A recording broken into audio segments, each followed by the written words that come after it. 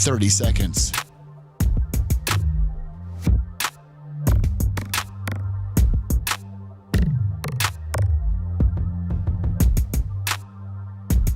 The show will start in 15 seconds, and this is your last audible warning.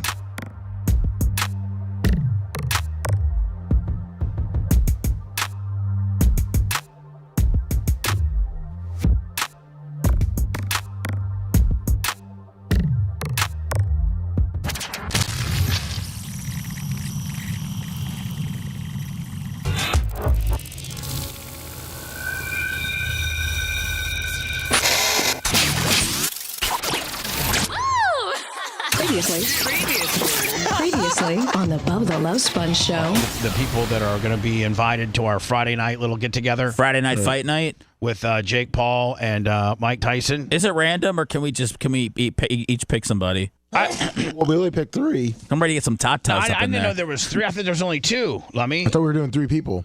I thought we were doing 2 with guests. Oh, guests can suck it. Oh, okay. So 2. Sorry. I mean, like, what if Riz wants to bring his hot wife? Okay. You guys say Riz his plus 1. Does Riz got somebody? I read somewhere where Riz has heat with us. He does? Yeah, does he? Who doesn't? Not that I know. You're listening to the Bubba the Love Sponge show. Broadcast rights for the Bubba the Love Sponge show have been granted to this station by the Bubba Radio Network and is intended solely for the enjoyment of our listening audience. Any rebroadcast, retransmission, or other use of this production without the express written consent of the Bubba Radio Network is prohibited. Let me always gotta wait to know that there's a kick in here. There we go. Yellow. Why are we here? Because I'll tell you why we're here. Because Bubba Windy doesn't overreact, and the newest meteorologist. But by the way, Lummy, I have a new tool in my meteorological bag of weaponry. Some other up-and-coming weather app that Lummy found. and Bubba Windy, the reason why we're here right now is because Bubba Windy hit it dead on. And now, from the Bubba Windy Weather Center, the most accurate and dependable forecast, claiming to never be wrong. Our chief meteorologist, Bubba Windy. We're literally about to get hit with one of the biggest storms in history. Yeah, and Bubba Windy, Lummy, yesterday at what, maybe like 8:30? Yeah, 8:20, 8:30. Showed a Bradenton to Sarasota hit. Oh, Jesus. You went on the limb when no one else would. Everybody was. I mean, listen, Seth. As much as you want to be a dick to me, I'm going to be a dick. We had we had a hour and 22-minute podcast, Clem and Kush, yesterday. That yes, we were did. both just straight shot out of a cannon. It wasn't an hour and 22 minutes of weather reports, just so you guys know. No, it was. I don't know if it was even really much weather reports. It's to get you through the tough times because, as I evacuate, people were actually hitting me up yesterday. They were concerned that I was actually going to listen to you, Bubba, and not evacuate. I had to cut a promo on my entire family saying that I've made a decision to hunker down in my apartment and that I have looked at the statistics and the various models, and without having to be a mark for the Weather Channel or Paul Delgado, or better yet, let's not forget, Jane Castor, who said we were going to die yesterday. I have made the calculated decision that this isn't going to be near the event that everybody says it's going to be. If you choose to stay in one of those evacuation areas, you're going to die. Well, let me tell you something right now. The studio and my apartment are in evacuation A. So realistically, I was supposed to evacuate, what, Lummy, 2 days ago? Yes. Yes, I should be long gone, which means you had you guys not put your faith in Bubba Windy, we would have gone. Had I heeded the warnings when everybody was not looking at the data, the extensive data that Bubba Windy looks at, and not, broke it down. And broke it down as to where the storm was going, the prevailing and steering winds, the low and high pressure zones, the dry socket that's getting on top of us. I said yesterday, and let me maybe Rhett or Macho or you or somebody can actually maybe give me a timestamp as to when I said yesterday. Bubba, can we on Twitter and stuff? I roughed in about 8:30. Bubba Windy called this at 8:30, but I said there's going to be no storm surge in Pinellas County, or very little. Not anything like Milton. I mean, not anything like Helene. And they're showing 9 to 13 feet storm surge on the news right now. Yeah, it's not going to happen. Okay, all right. Paul Delgado did say if the track that Bubba Windy did say, we would only have like 3 to 5 feet. Right. So they just can't call it yet. They can't put it up there. They can't call it like Bubba Windy did at 8:30 yesterday. If you choose to stay in one of those evacuation areas, you're going to die. So can I go to the mayor's office on Monday and say, bitch, I ain't dead? It's up on the button bar. Yeah, they'll tase you. You're mayor, you're going to die. Oh, I see it right down there. Perfect. Yeah. So is that on 4? That's on 4. Yeah. So I don't have to keep playing. You're going to die. Bubba, can you just spike the football after the storm? This is literally catastrophic. And I can say without any dramatization whatsoever, if you choose to stay in one of those evacuation areas, you're going to die. You're going to die. You dumb bitch. Why Tampa is the most vulnerable city in America for hurricane storm surges. Are you going to do a show tomorrow? You're going to die. Todd wanted to know. Who did? We totted. We totted. No, we're not here. I needed to get everybody's opinion about this. I would say no show tomorrow. No show tomorrow because it's going to hit us tomorrow night. I can't necessily. Well, tonight, right? Tonight at like 2 a.m. It's going to hit us tonight between midnight and 3 a.m. Bubba Windy says, look at landfall in the Sarasota, Bradenton area, about anywhere between, I'm going to give you a little bit of a window, anywhere between, and Bubba Windy has much different forecasts than they say. It's going to come in at a Cat 3. I'm saying it's going to come in at a really strong Cat 2 at about 95. But that's going to crush Sarasota, isn't it? Well, are we talking about the studios? Or are we talking about Sarasota? I care about the whole area. All we're going to get is rain. So hold on now. Rain and wind. We could lose power. Because just not necessarily because we're getting storm surge or anything like that. Bubba Windy, here I got my little map up. At the time of impact, it looks like maximum gust is going to be at the studio at 57 miles per hour. You're going to get blown the hell over. with a 34 kicker and a 57 high side. So that may not disrupt our power. The only thing that would keep us off the air isn't going to be storm surge, isn't going to be the building falls over, isn't going to be anything like flooding. Did you see, Lummy, where they've now downgraded the amount of rain that we were going to get from 9.5 inches down to 4.6? Something like that? Yeah, I think it was like 5.2. Yeah, so anyway, Bubba Windy. Do you know what you did, Bubba? What? You know what Bubba Windy did?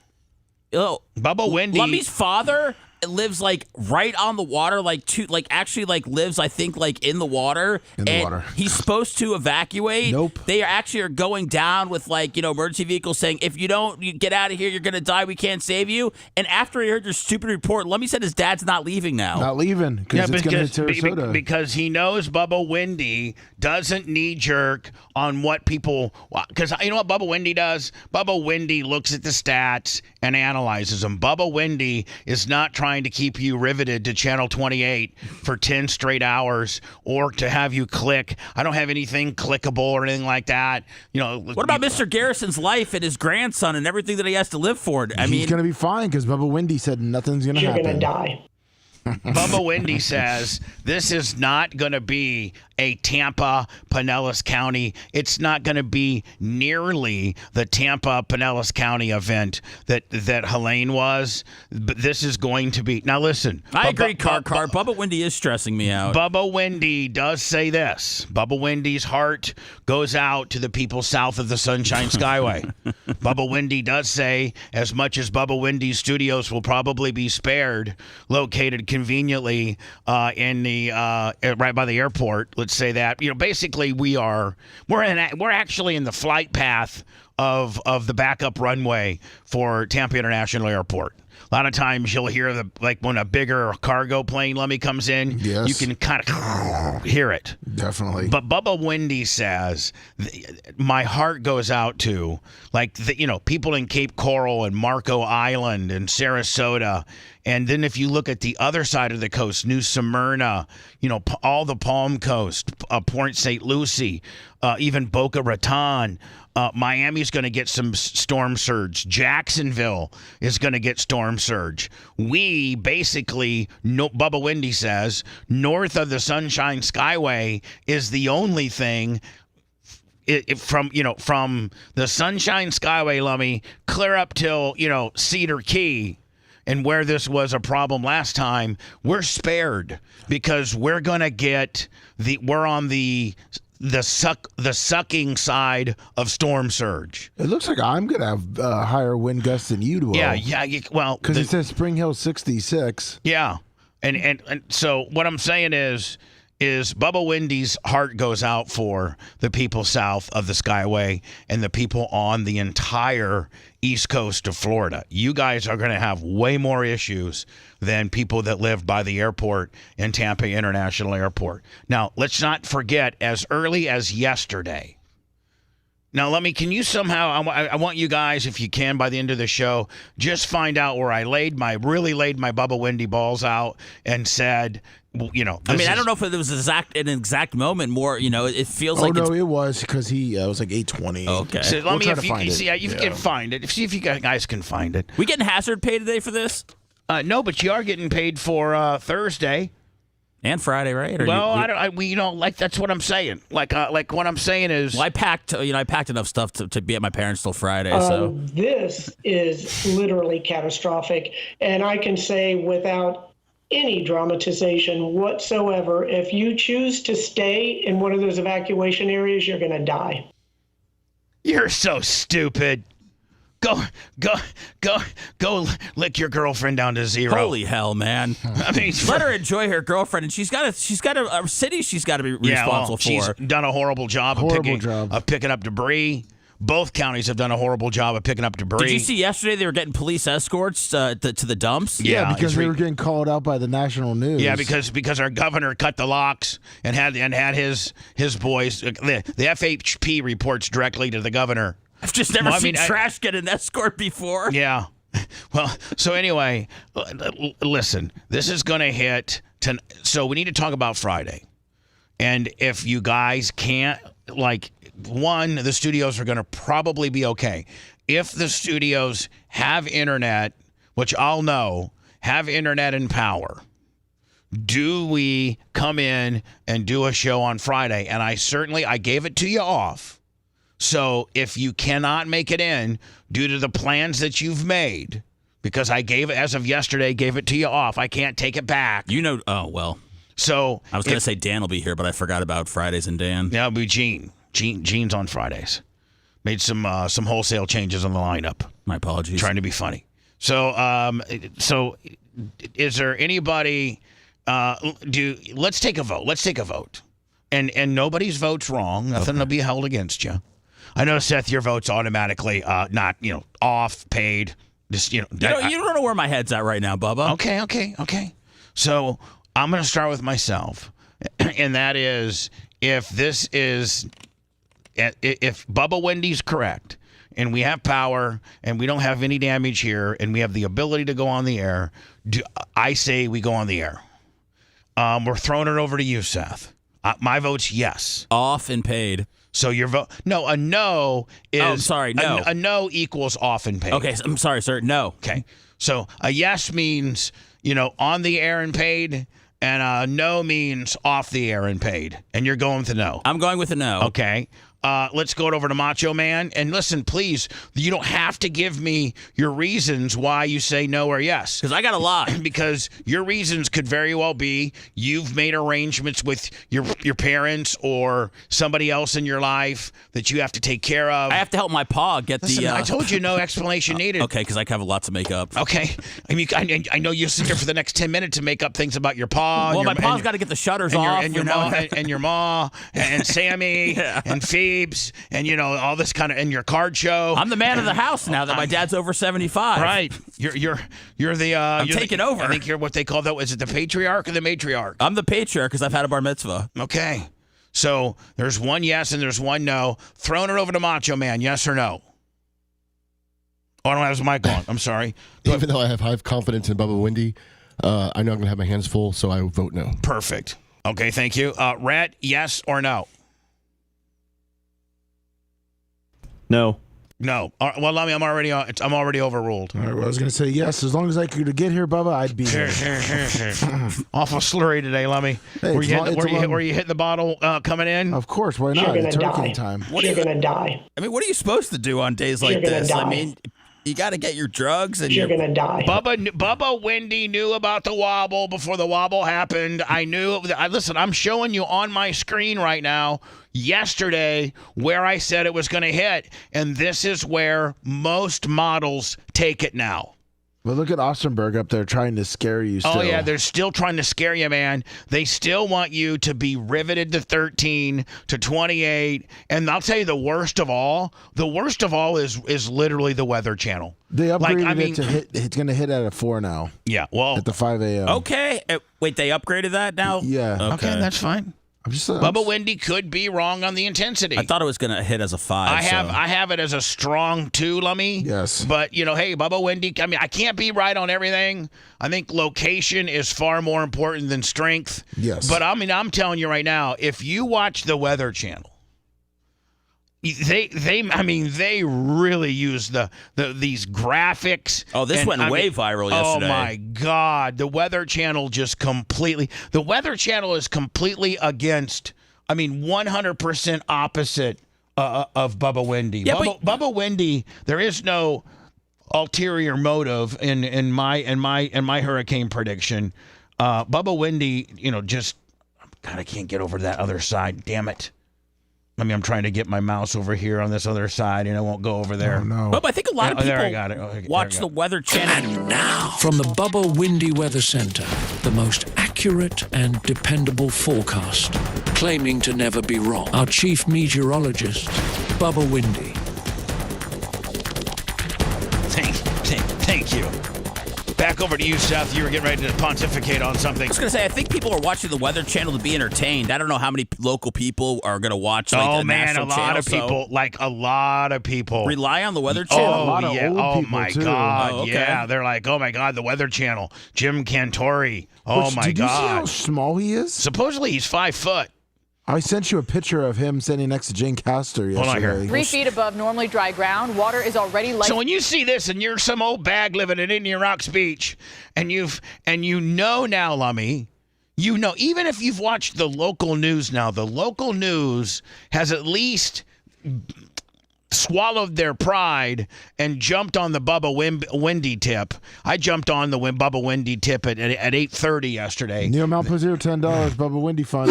Yeah, we need it. we do need some funding around here, ladies and gentlemen, to keep our meteorologist center going. But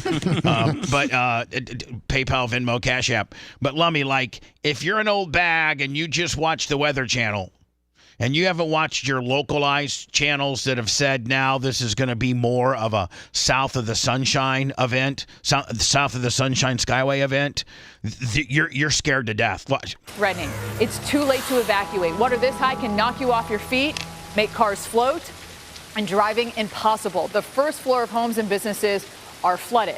Unfortunately, the water is expected to rise even higher at 6 feet above the height of most people. Vehicles get carried away. Structures start to fail. Just look at this. Anything could be in this water. Sharp glass, debris, chemicals as well. A shark. The scary part is They even throw chemicals in there. Sharp glass.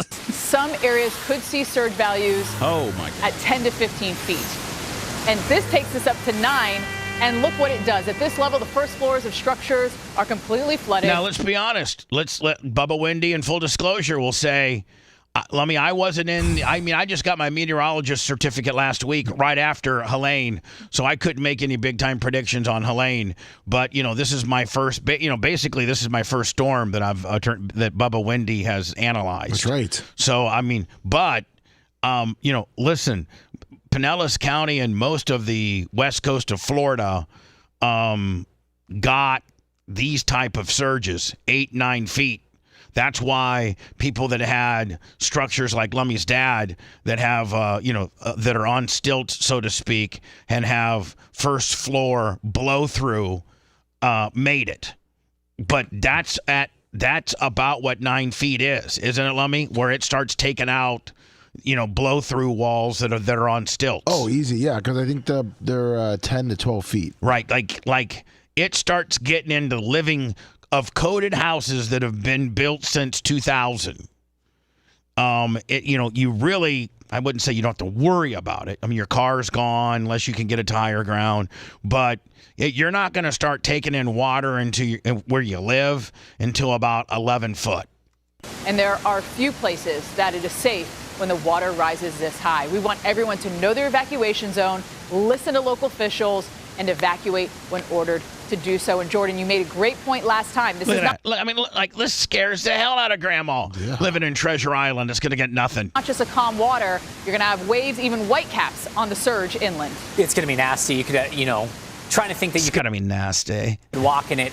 Please do not think that. Yeah. 3 feet above.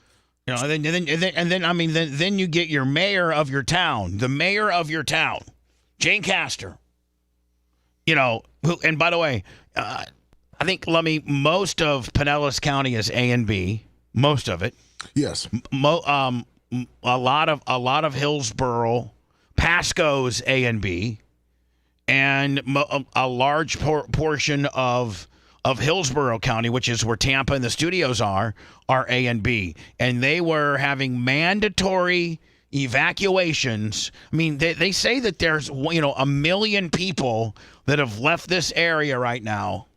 Like, if you want to drive around and do some sightseeing, man, there's nobody on the roads. There sure isn't. I mean, you can literally. Well, I mean, this is like COVID. This is the same as Irma, isn't? I mean, this is what everybody left town. I mean, it was a Cat 5 headed right for us. I wonder how many people that went and got that Ocala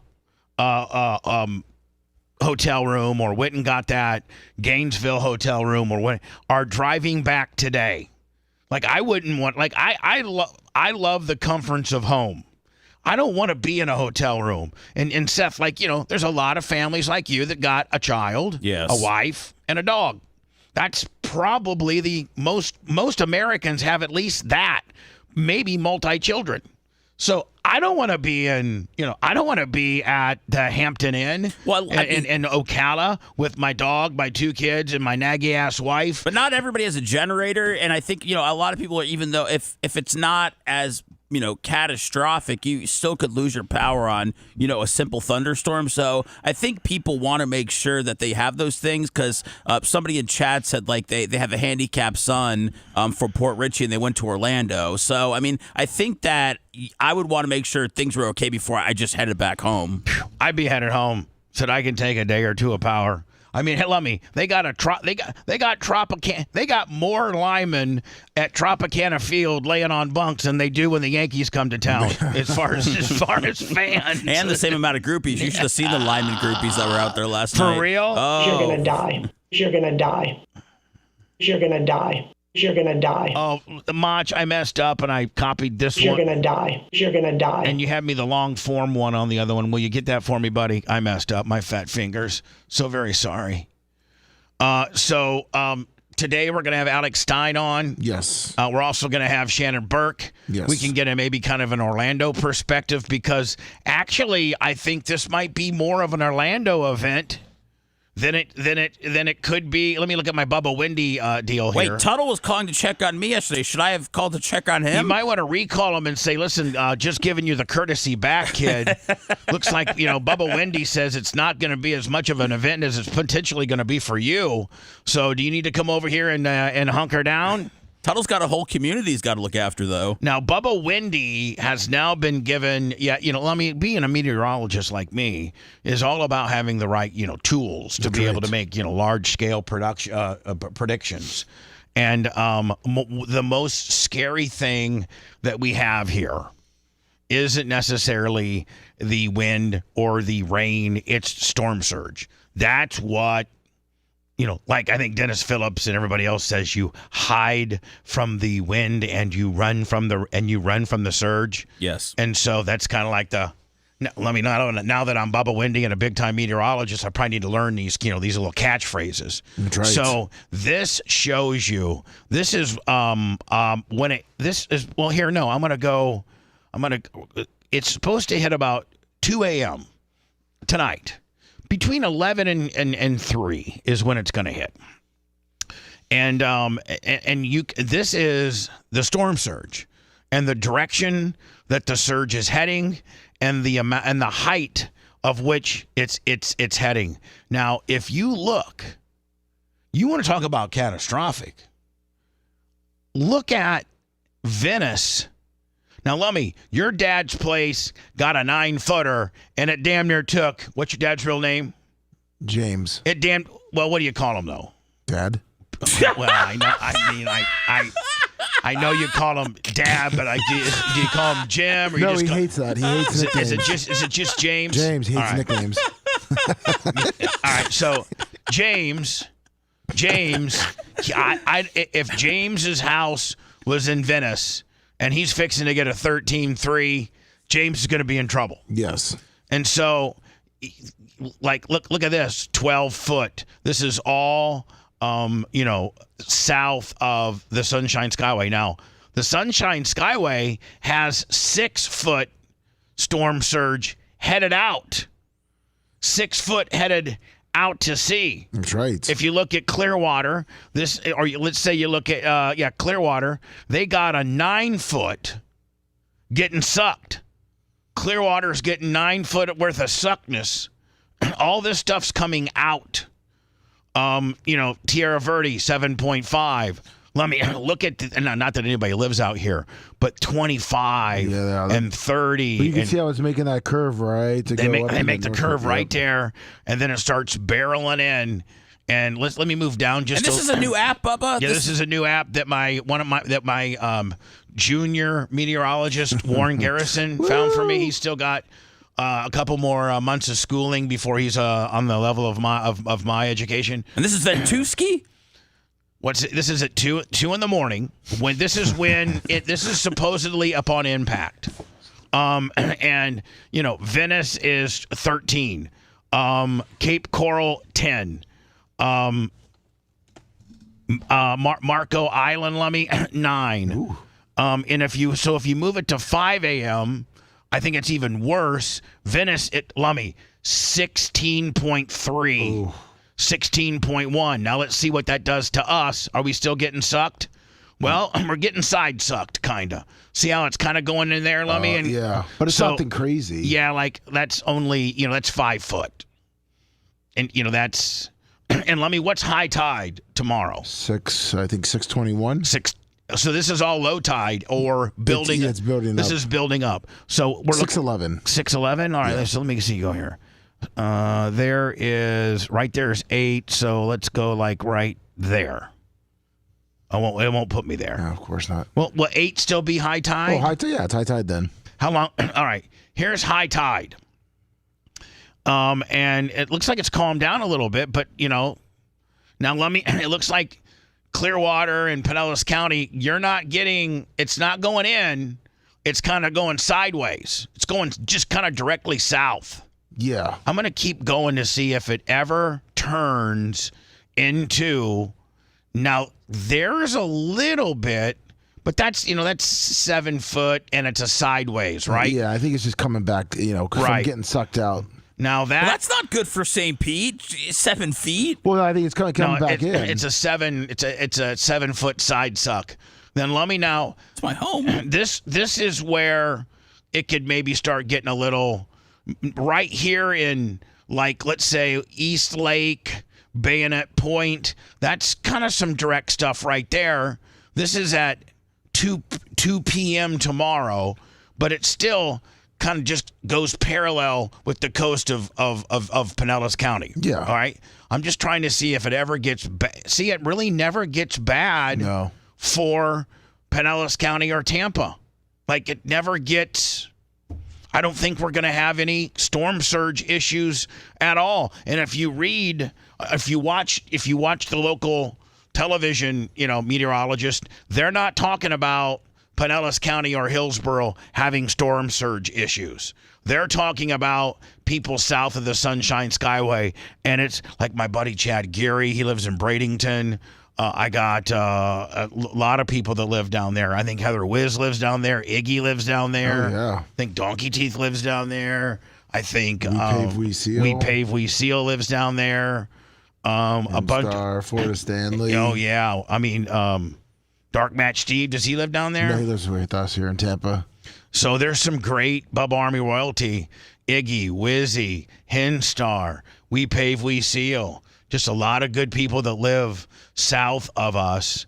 And, now Wizzy, does Wizzy and Iggy live like in the Port Charlotte area? Yeah, Northport, I think, right up there. Okay, like right Some here. of the areas that I think are supposed to get hit hard, Bubba, that we're glossing over. Yeah. Yeah, hold on, look at this. It looks like Northport, Venice, Northport. Now, Port Charlotte, I can't see, where's Port Charlotte on this? Port Charlotte is like, you're like right here? It's close south. It's kind of by the water. Like right here? Yeah, we'll give it there. All right, well, let me see. That's 7.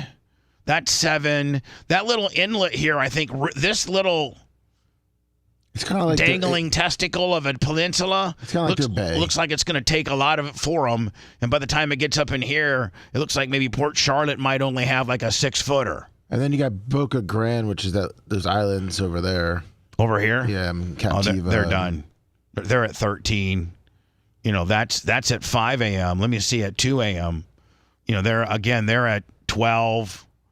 Those little islands are done. So Bubba Wendy's official prediction. Oh, Tucker's got a place there. Oh, yeah. But Tucker's probably fortified, Exactly. Right. Oh, yeah. He probably has an aqua fence, one would think, This is literally catastrophic. And I can say without any dramatization whatsoever, if you choose to stay in one of those evacuation areas, you're going to die. Oh, man. Idiot. Let me do some words. We'll come back. I think Alex Shannon Burke today at 8:45. Are people calling to tell us goodbye, or are they just Let's make Shannon at 8:30. Okay, that gives me more wiggle room to burn a few off before Alex. Okay. So see if Shannon will Comrex him up at 8:30 just to get kind of a Tampa versus Orlando. It's kind of like the war on I-4 when the Storm used to play the Predators. Yeah, back in the day. Yeah. A lot of people saw the grid. They were saying, I think Monday night, when they had mandatory evacuations for the majority of Pinellas County, the majority of Hillsborough County, that a lot of people were going to Orlando, and it was I think 3.5 to 4 hour drive. Yep. To travel 72 minutes. I mean 72 miles. A couple friends said it took 4 hours to get to Orlando. Yeah. One of our other friends said it was quicker to get to Jacksonville than it was for some others to get to Orlando. Yeah, by far. And so anyway, a lot of people took refuge in Orlando. I bet you those people are coming back today. No. You think today? No. Yeah. Yeah, you come back today. We got wait till the storm hits, man. No, so this hold is on. a Cat 5 when the storm hits, hold on. When the storm hits tonight, and it's traveling of the path near I-4, you're not going to be driving in those conditions. So that means you're not going to be able to come back till Friday. Friday Friday night. And you've burned your whole weekend up. You know you got to go back to work on Monday. It sucks. Well, I mean, what are you saying that can you predict if we're going to lose power? I mean, you're just looking at the map for wind and, storm surge. We don't know what Listen, I don't think there's any meteorologist that can pinpoint when a tree is going to fall down on a power line. I mean, that could happen on a thunderstorm.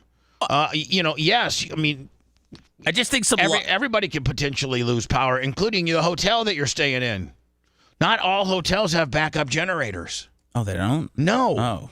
Lummy, did you see all the hotels around the studio? They've all been evacuated. Yeah. So I'm like, I'm kind of surprised. Think about all the money they're losing. I mean, all the hotels are completely empty. Well, they're way too close to the water, aren't they? Well, you got Dr. Dan that literally is at the Grand or I don't whatever know. it is? I don't know how that. But here's the deal: they're in evacuation zone A, and they made everybody leave. If you're in A or B, they made everybody leave on Monday, Tuesday. Now are they going to let everybody back in? Because it seems like no, you can't get back in there. I still don't understand how he's going to stay at a hotel that's in evacuation A. Yeah, he's staying at Rocky Point. I know. That's he might want to call there because he might want to. You know what? He might want to stay where he's at. He booked it a week ago. Yeah, he needs to stay where he's at. He's a Flex Seal. We're gonna get into that. People are going crazy on the Flex deal. Did you send me the pictures? Yes, I did. All right, I'll get them. I'm gonna get them racked up. All right. Jay and Dan went crazy on Flex Steel, on the Flex Steel deal, and just absolutely crazy on it. And I got a picture too of let me see here. A guy. Everybody's going crazy over this Flex Steel thing, and I don't know if here it is. We'll play that along with the pictures that Jay and Dan sent me yesterday next. Want to listen to the show on demand and on the go? Enlist today at BubbaArmyHQ.com. Sign up and start listening. The Bubba the Love Sponge Show will be back after this.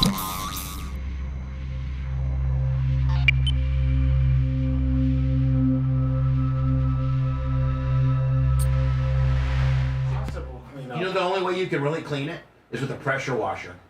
The guy At that point, you're now doing more damage water-wise. Yeah, to your The guy phoned my house. The neighbor phoned my house last night. I wouldn't let him phone your house. No, I was fucking outside. I got cocked. The foam is like. I was inside. I came out and he was foaming it with my wife. I had to foam. Yeah, you go to your house, you got to foam like certain gaps, but they're all hidden. And that stuff gets stuck on you, and then it's fucking horrible. Yeah. If it gets stuck on your shirt, shirt's ruined. Yeah. So wait, Okay, hold on. Let me just tell you this: gas and lacquer thinner won't take it off. Yep. Like it sticks to your skin, you can't get it off.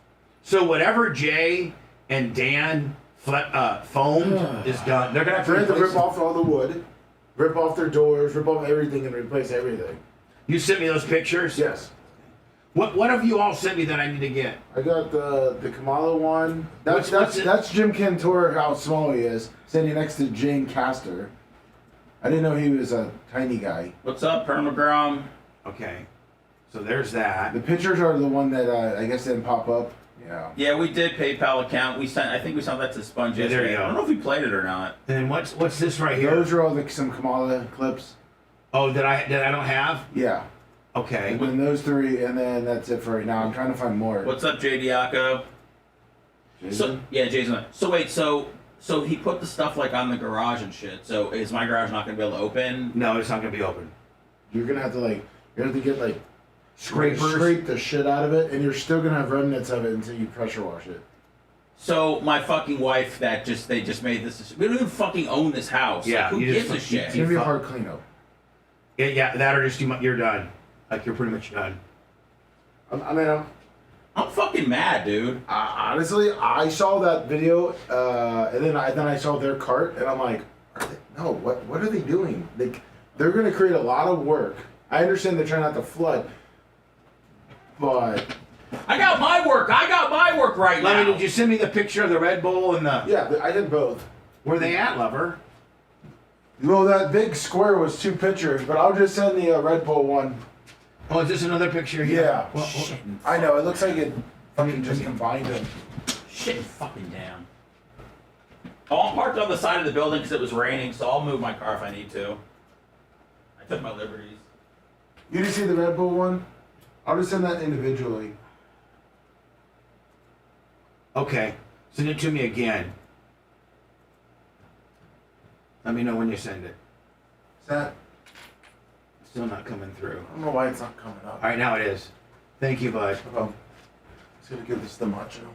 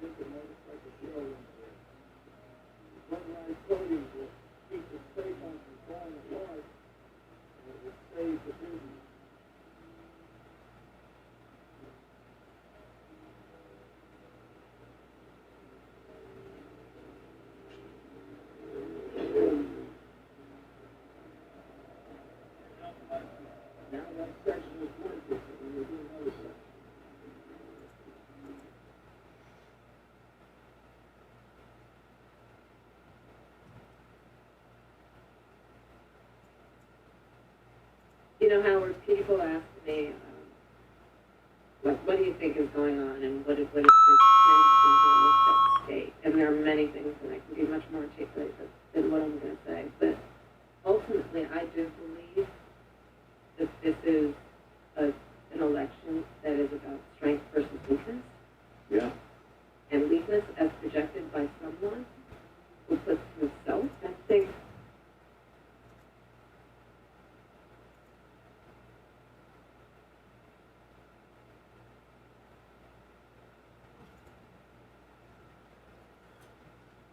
Erica's out there yelling, "Go Pootie, go Pootie!" Oh yeah, she's making no Yeah. with Bella. Yeah. She's packed. What are these guys up to? Merch Kirk has a twinkle in her eye now when she sees me after I sing that appreciate you, Eric.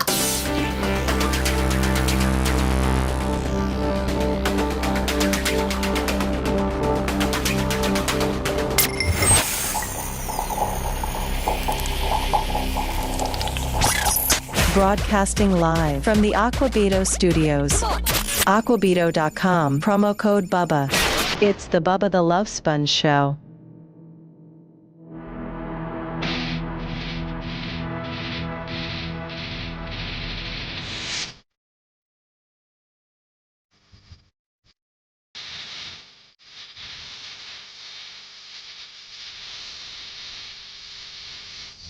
You're going to die. This is literally catastrophic, and I can say without any dramatization whatsoever, if you choose to stay in one of those evacuation areas, you're going to die. You're going to die. You're going to die.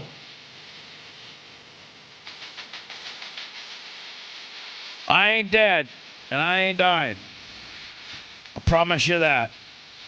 Because Bubba Windy made a prediction yesterday, approximately 8:30, that we'll replay later once the boys find it. And I told Dan and Jay both to not go out and buy a bunch of garbage that's going to end up really messing up.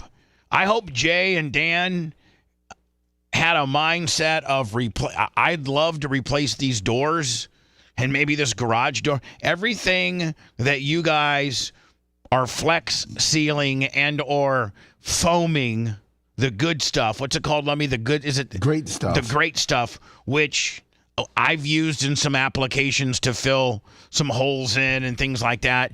But it is, man, the stickiest, most, and even, Lummy, it gets so sticky that if you don't use the can up entirely for whatever job you're doing, it's impossible to use it again because it gets the straw that it comes out of gets so clogged up. Does it do the job, though? Yeah. It does do the job? Okay. Yeah, but it wreaks havoc on whatever it hits.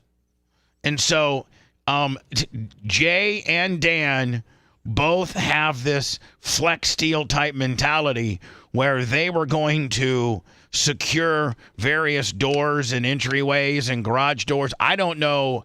I think Jay was putting it maybe on his front door. I think Dan was putting it on his front and back door and his carriage house door. I know that Dan had like 18 doors he had to cover. I know that Seth, unbeknownst to him, Phoebe's out cutting construction deals with the neighbor, and Seth rolls up on it, and this neighbor has some of this foam, this the good stuff, great stuff foam, and he foams his complete garage door shut, and Seth's like, "Oh my God." Well, I mean, I'm being honest. I was upstairs. I was packing. I didn't know Phoebe was outside. Like she takes the dogs for a walk at night. Like Sam was down there, and it was like 20 or 30 minutes, and I'm like, "What's going on?" And then I went to take the trash out, and she was talking to the neighbor, and I guess this neighbor had a business, and he lost everything and all this stuff. And then I went back upstairs and came out later, and the whole garage was foamed off, and there was tape and everything. And she's like, "Oh, he did this," and I felt like, "Oh, thank you so much. That's so neighborly." And now this morning, because he said, "Oh, your daughter will peel it off. She'll have a good time," And I was like, "Oh, okay, yeah, we'll have her do that." You're gonna have to borrow my pressure washer, or I'm gonna have to come over with the pressure washer, and that's gonna be the only way you're gonna be able to get it. First of all, you're gonna have to get a scraper and scrape the big stuff. Wouldn't you say that first you scrape it? Do we have Bubba Army scrapers? Yeah, you're going to have to scrape it off first. You can scrape. No, we don't have Bubba Army scrapers, and you can't take your pocket knife and do it either. First of all, we didn't give you a pocket knife because you'll hurt yourself. So there's two pictures. I got one from Dan and one from Jay. You guess which one's which. Who do you think's cart's that? That's probably Jay. That's Jay's, which is not smart. That's plastic dip. And who do you think that one is? With nerds and candy bars and monster rehabs and that's for both of them, I'd say. No, I think these are two different carts. No, it looks like the same one because if you go to the first picture, you can see the airheads. You can see the airheads in the background. See in the far back left. Oh, okay. So this is just two different pictures of the same cart. I can't believe they bought plastic dip. Yeah. They got all. I mean, is that worse than probably what I got? I think I got the official stuff on my garage. None of it's good. None of it's good. Okay. Great. No matter. No. So listen. None of it's good. Listen. If Jay was facing what he was facing with Helene, yes. And you know that whatever you spray this on, you potentially have an unbelievable amount of cleanup. Yes, then this would have been great. But with all indicators and all of if you just go by what Bubba Wendy says, which so far Bubba Wendy's been correct, you're not going to have near the surge that you had. Much. I don't know why it's so hard to get my arrow over to the. I can't get it over to the. There you go. I don't know why is it so hard to get it over there. I don't understand. And now, from the Bubba Windy Weather Center, the most accurate and dependable forecast, claiming to never be wrong. Our chief meteorologist, Bubba Windy. So Jay, this would have been good. Speaking as Bubba Windy, this would have been good for Helene. Might have saved. It might have saved you. It might have saved your cars. But the whole thing is this is going to be horrible. They do make a Flexio flood one. There's a reason why there's a different brand of Flexio than just Flexio, and that's plastic stuff. So here is a guy, and he's got I don't know where this is, but he said he's saving what he's doing here is saving the motorcycle shop. So I'm assuming this is a motorcycle shop somewhere in Florida. And what he did was he used that great good stuff expansion foam, which is what Lummy and I talk about is an absolute nightmare to clean up. Like when this guy's done, and I'm going to show you, like, it's a great idea. And listen, maybe this does save your motorcycle shop, but man, you're going to have to get a flat-headed shovel on me and get all that up, and then you're going to have to get a power washer, maybe a wire brush to get it. I mean, you got that, or you're gonna have to replace your maybe you're gonna have to just replace your doors. Here, watch his technique now. It's brilliant. I don't know if it's gonna. I think it's gonna work. Bubba, I mean, the guy that came by and did my garage without me knowing and cucked my garage, like, he's a dickhead. But this guy's trying to save his business. I understand now. What I'm assuming, what got sprayed underneath your garage is this white, yellow, expandable foam stuff. Yeah, I keep trying to wake Phoebe up because I'm so mad about this. No, please don't. Oh, don't. No, because I told her that you have to come over and pressure wash it now. Well, you're good. First of all. It might be stuck so hard. First of all, your garage door won't even open. Like that little 0.5 horsepower motor on your garage. Do you have an automatic garage door? Yeah. All right, it won't open it. Okay. Lummy, am I right? Like I doubt that little 0.5 horsepower Willie. It should be struggling for it, right? Especially how much you put in there. Right. So did he do So let me ask you a question. Did he do the entire door just with this expandable foam? It lists the sides and the bottom, yeah. Wait, hold on. Did he have the door open, foam it, and then have it closed? The garage was closed the whole time, I believe. All right, that's better. Is that better? Okay. So now this guy takes it a step further. Not only did he foam his entire sliding glass door deal, but then, Lummy, he doubled down and threw the flex steel, here it is. Let me just play it. And I think this might have been what Dan and Jay did to their place as well. Now, the one thing, the guy's got here's one thing that throws me off, Lummy. The guy's got a Flex Steel hat and shirt on. So, Flex Seal. Flex Seal. He's got a Flex Seal shirt and hat on. So it leads me to believe that this might be like somewhat of an organic, kind of, grassroots commercial deal, right? Could be. Here we are with the Flex Seal King, using his Flex Seal on top of the spray foam to stop the flood water from going into the motorcycle showroom here. Oh, he hired a guy. Will keep the spray foam from falling apart, and it will save the business. What happens if it goes a foot over it? It looks like Kid Rock that's doing it. Why is this such creepy music? So that's the technique that I guess you would use to seal off. Yeah, the water gets up over that, the window could potentially break. Or a tree goes through it. It's America's clowning us, though. But Lummy, I got to think that maybe you put that plywood here, over the window, and now at the end of the day you got one unbelievable cleanup, but your showroom's not flooded.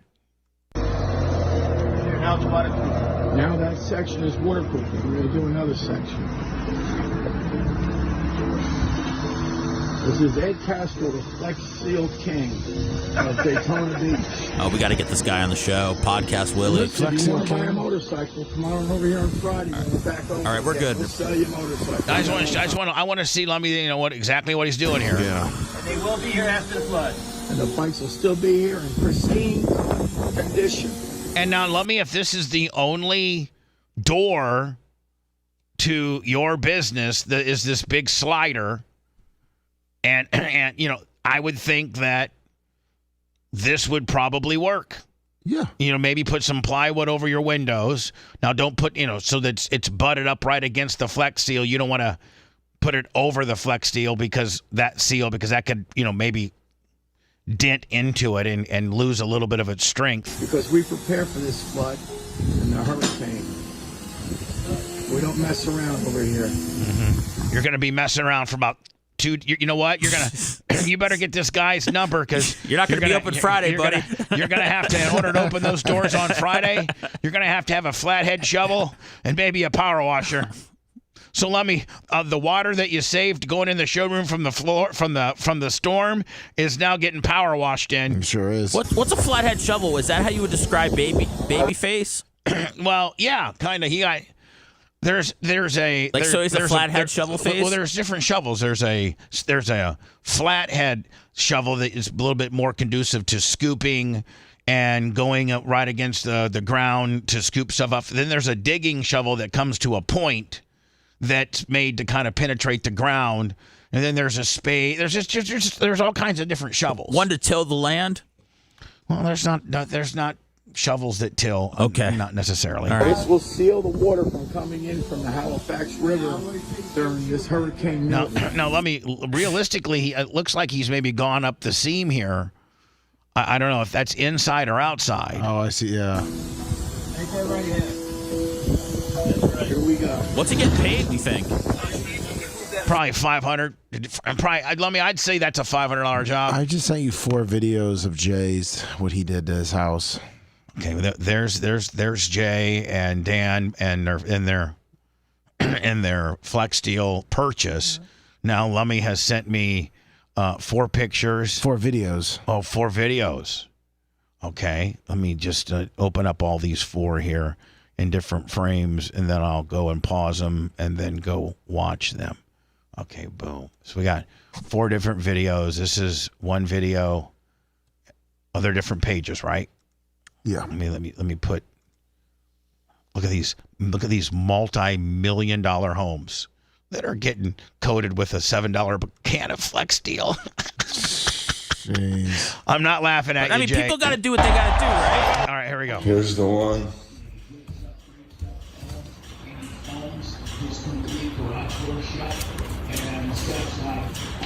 Oh, he's listening to the show. That's right. Yeah, he's been in chat all morning. So these were all screens.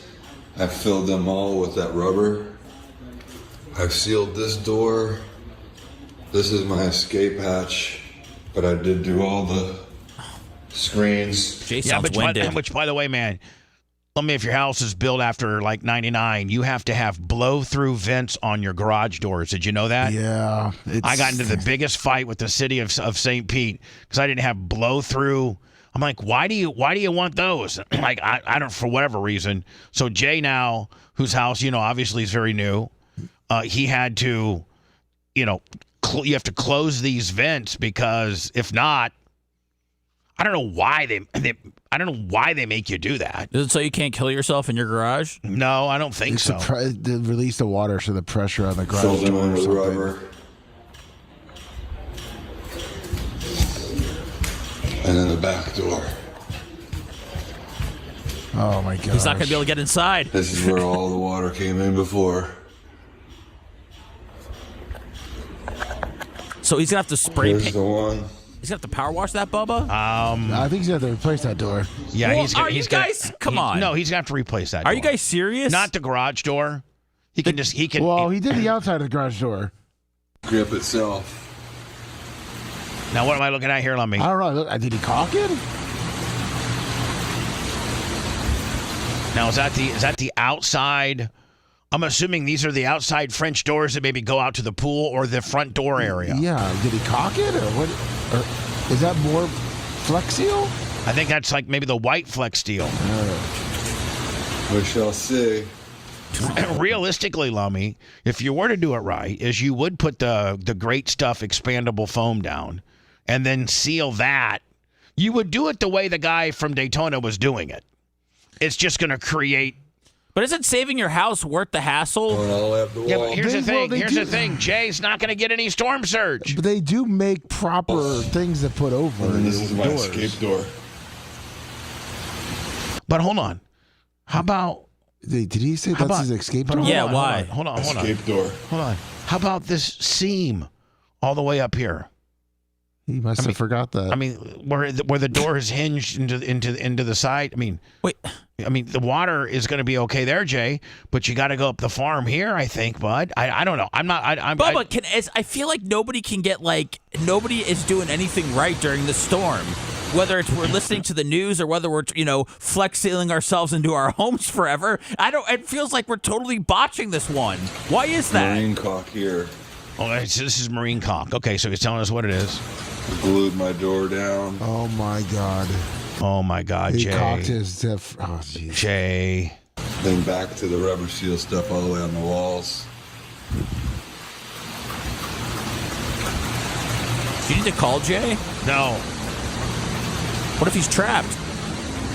Hold on, Lummy. I hope he gets inside. I hope he didn't try. I hope he didn't rubber seal himself outside. Jesus. And he's got to go up to the second, get a ladder to get inside.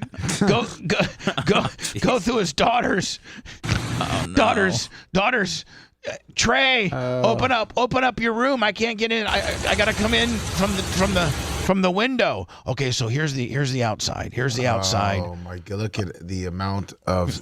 We're talking about a $6, $7, $8 million home here. I mean, Lummy, there are lots in Davis Island that have been completely destroyed because the house was built like in the 60s and it was single. They're farm homes. They have just the dirt in Davis Island's going for $6.5 to $7 million. So if Jay has a 6,000 square foot home on the water and it's not a teardown and the dirt alone's $6-7 million, he's probably approaching a $10 million home here. Mm-hmm. And here's the garage.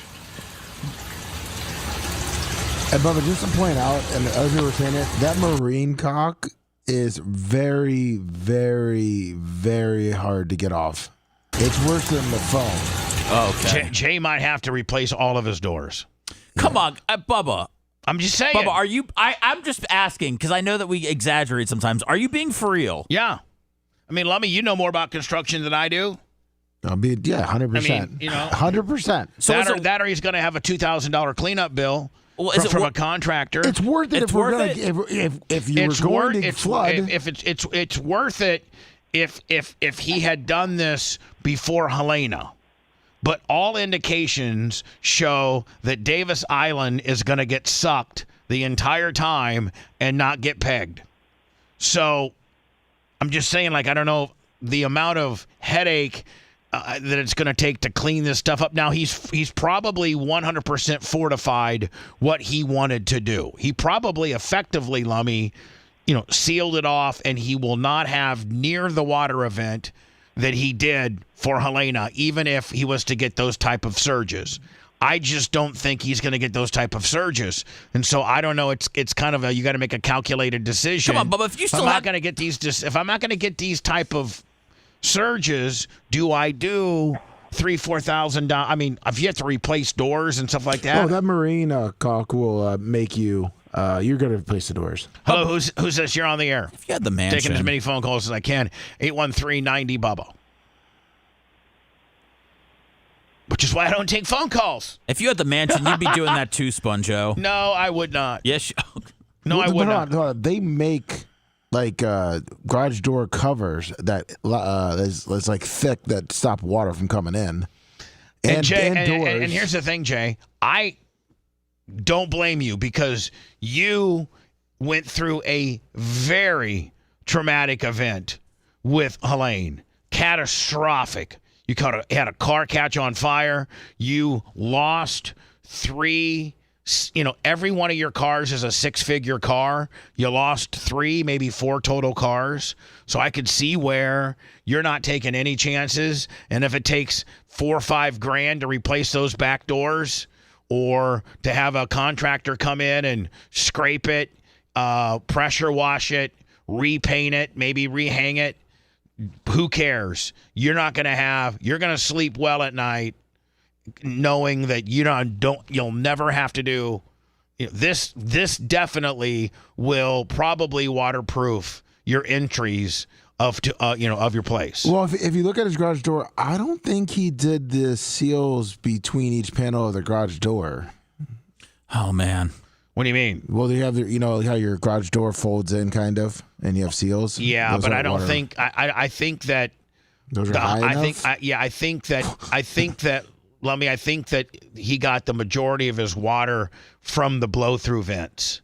Is where he got. I don't think. Well, first of all, Lummy, this storm surge is not coming. He's not going to have any storm surge. Yeah. So he's great, but had he done this for Helene, he probably would have avoided 90% of his havoc. Well, no, and he probably knows now that if there's a hurricane coming, and as you get down to the last 24 hours, and you know it's going to. Here's the thing I don't understand, Jay, is you know that it's not going to hit us. Well, Bubba, I mean, you got to put your faith in Bubba Wendy. He can't. 100%. Bubba, I sent you the garage door.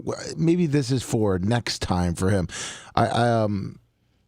He went all the way up to the seal and then didn't go across the seal. Is that one right here? Yeah. I texted Jay and I said, I support you, man. Oh no. Like if you stop, I want everybody to know. I listen. Yeah. Jay can do. Who am I to tell Jay what he can and cannot do with his $10 million home? No way. Jay is his own man. He's rich as hell. He's one of my personal attorneys.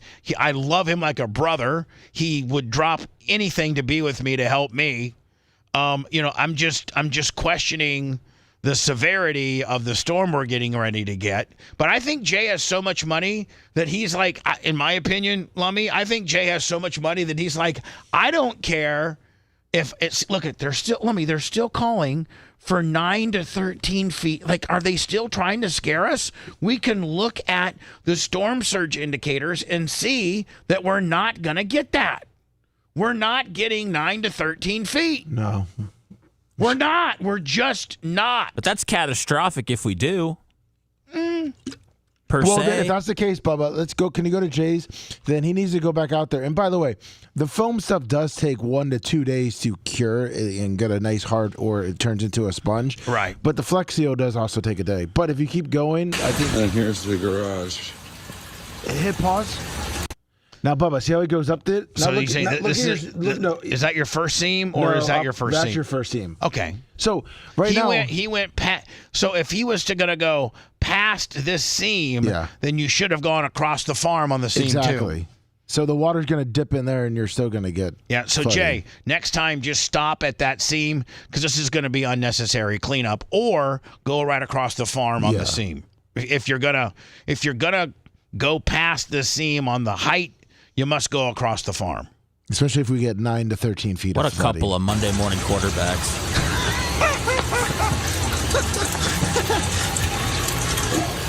Now, let me by the looks of this, it looks like he may have laid down some of that great stuff. Oh, yeah, the white, yeah. I mean, yeah. Now, what he should have done is you should have put down some 4 mil Viz Queen. Oh, yeah. Yep. You should have put down some 4 mil Viz Queen, and then great stuffed and or flex sealed that. Just another layer of protection. Now you have another layer of protection. But listen, we like Seth said, we could sit here and Friday morning armchair quarterback all you want. We're not the one that's protecting our $10 million home. And when you live in a $10 million home, I think, $3,000 or $4,000 worth of new garage doors, Lummy, ain't nothing. Did Dan? That's a walk in the park. Exactly. Considering you probably lost, and I know Jay doesn't want me to know his business, but you probably lost $1 million worth of cars. So when you lose $1 million worth of cars, you've done $100,000 worth of damage to your house. Flex steel away, buddy. You're a better man than me. Did Dan do this to his house? I hope not. I'm sure he did, though, right? I guarantee Dr. Dan. Well, did. They're in competition. Do you think Dan's trapped in the carriage house right I think Dan actually might still be there out right now doing it. Well, I sent you a video I got from Tunock Doc. It's I think it's in Taiwan or China where they put plastic bags around their cars. Hey, listen, these Taiwanese and Chinese guys, they have stuff figured out.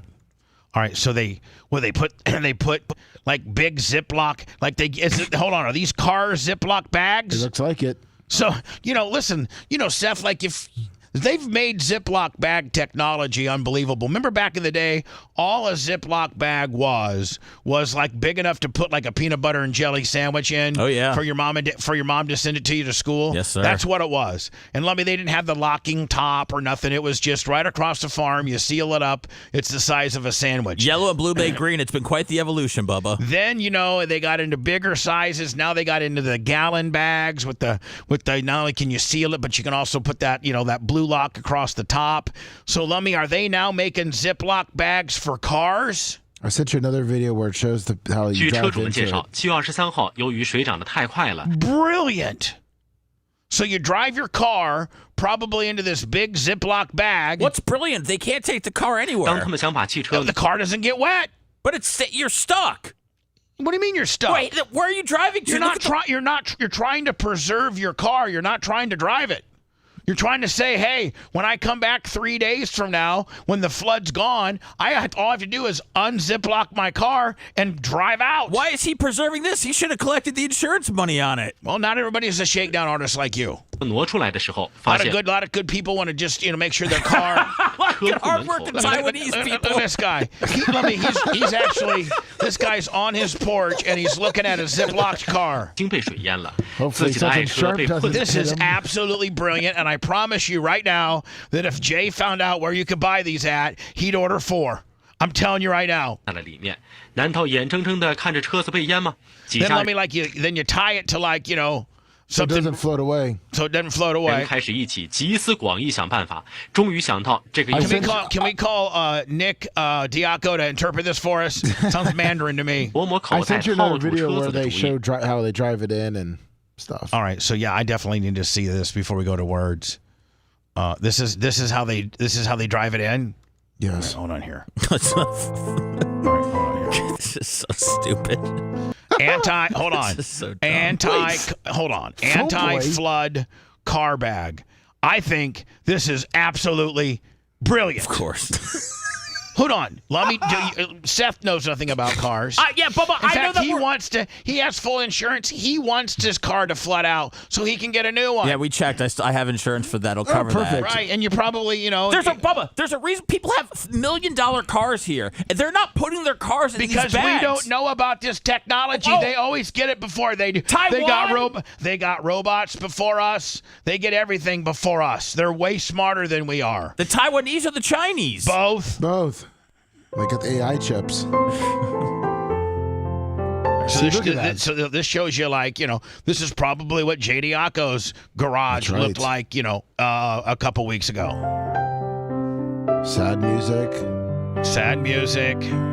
Whoa. Yeah, there's a Porsche. That could be Jay's Porsche right there. So what you do is you just get your buddies out there. Me and Lummy, we would be out there, open it up for Seth. He pulls his Ford Hemi in there. Look, he just pulls it in. Nice and easy. Of course, Seth would go too fast and blow out the back end of it. I'd run that guy over. Yeah. And the guy's telling him, okay, easy, come on down. And then they kill you. Well, now if you really wanted to kill yourself fast, this would be a really way.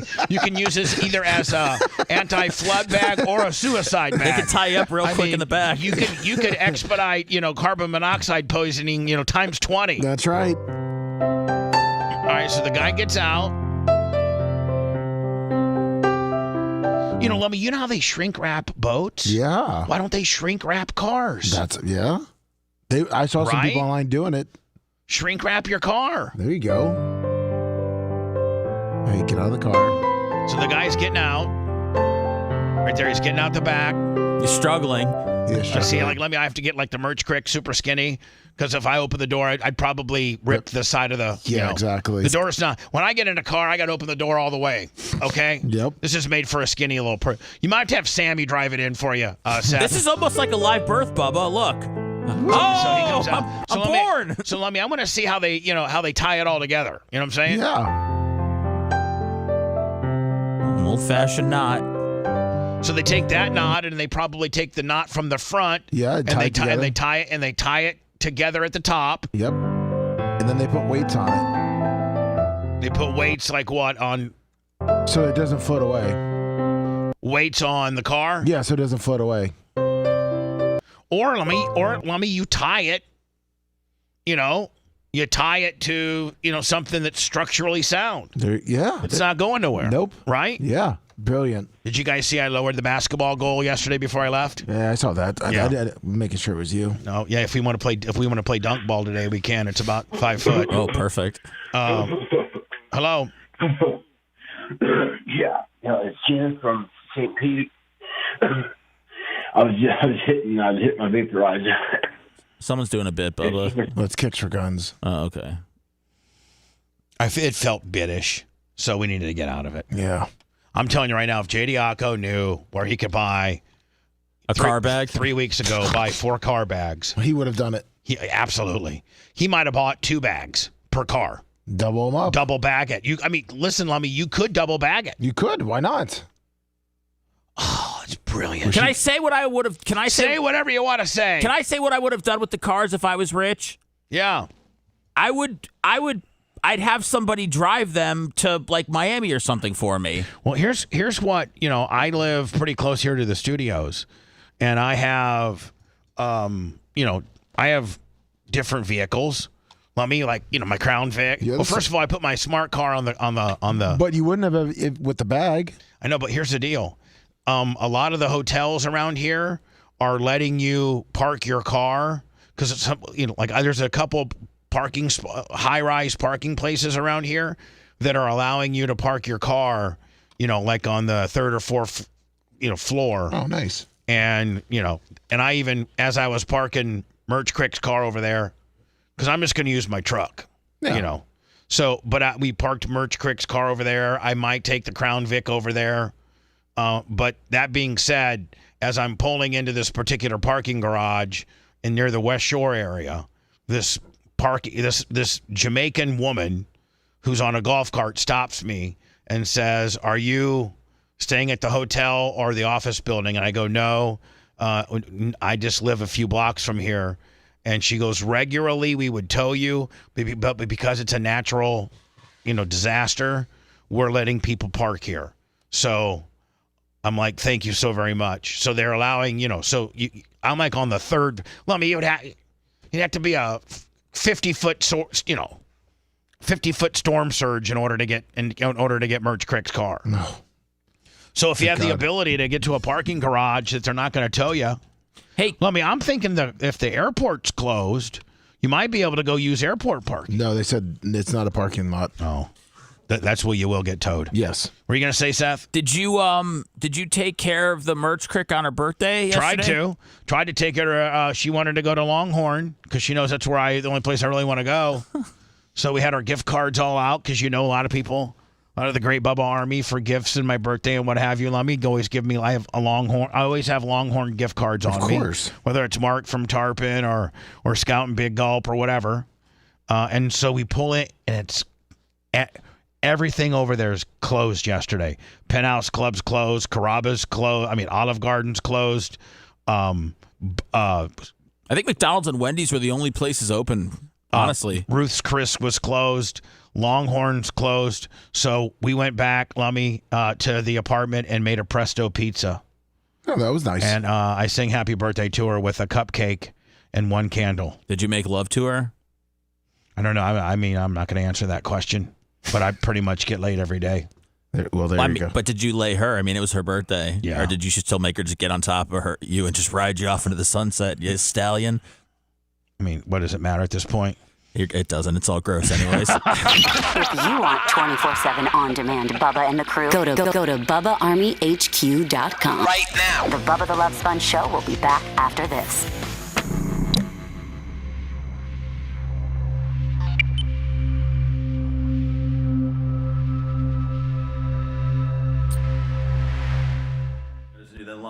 This is nature's way to rejuve. Well, we trade off when we get clean spots. We kind of take each other's old ones. It's a good thing.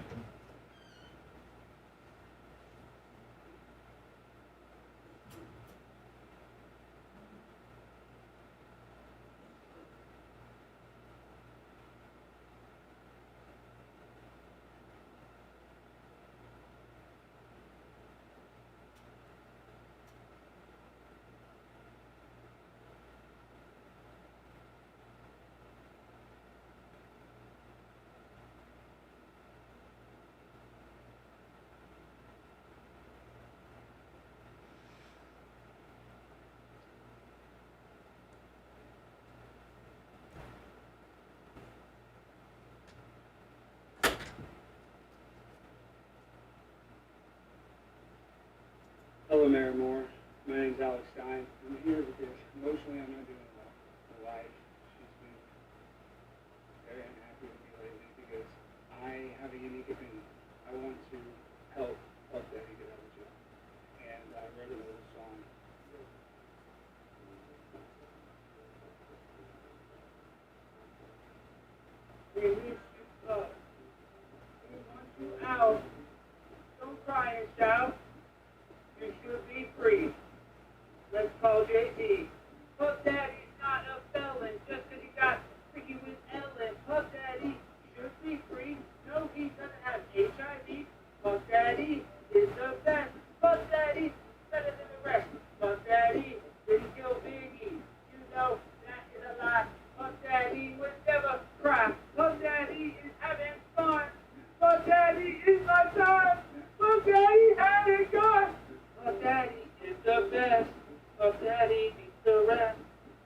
Daddy is my hero.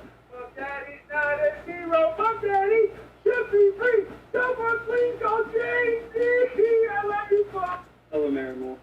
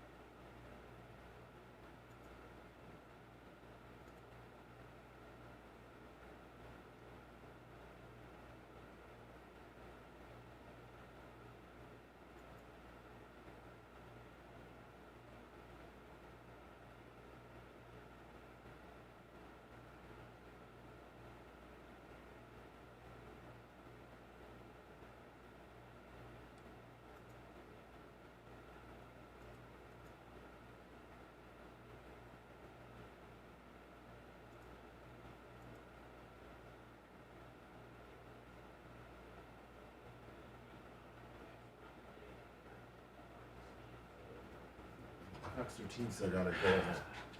And Dave Ossenberg over here has got 130. So, yeah, well, it does have it hitting as a 4, I guess, and then it's still got a low. Everything seems the same. Bubba, Seth wants to, he thinks we should foam the front doors. I'm willing to do it. No, Bobby, we ain't doing it. We ain't got no fucking, we ain't got no storm surge. It's already puddled up in the parking lot. Seth was dunking earlier. We've got 3.5 inches of flooding out there in the parking lot. Some palm tree branches were down too.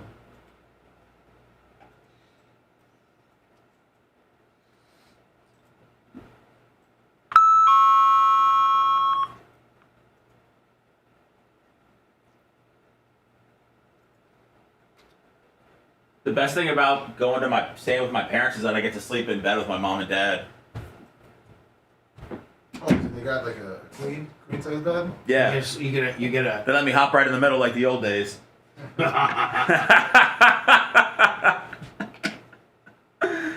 man. I kind of want to drive by Dan just to see his 50 sandbags he got. I feel like we should check on Dan. I texted him. I said he could be the forgotten Diaco during the storm. He's behind like the 50 sandbags like it's a bunker. Sandbags, I mean. Hopefully you put that plastic down. We got. I didn't see plastic in that cart. There's some plastic there.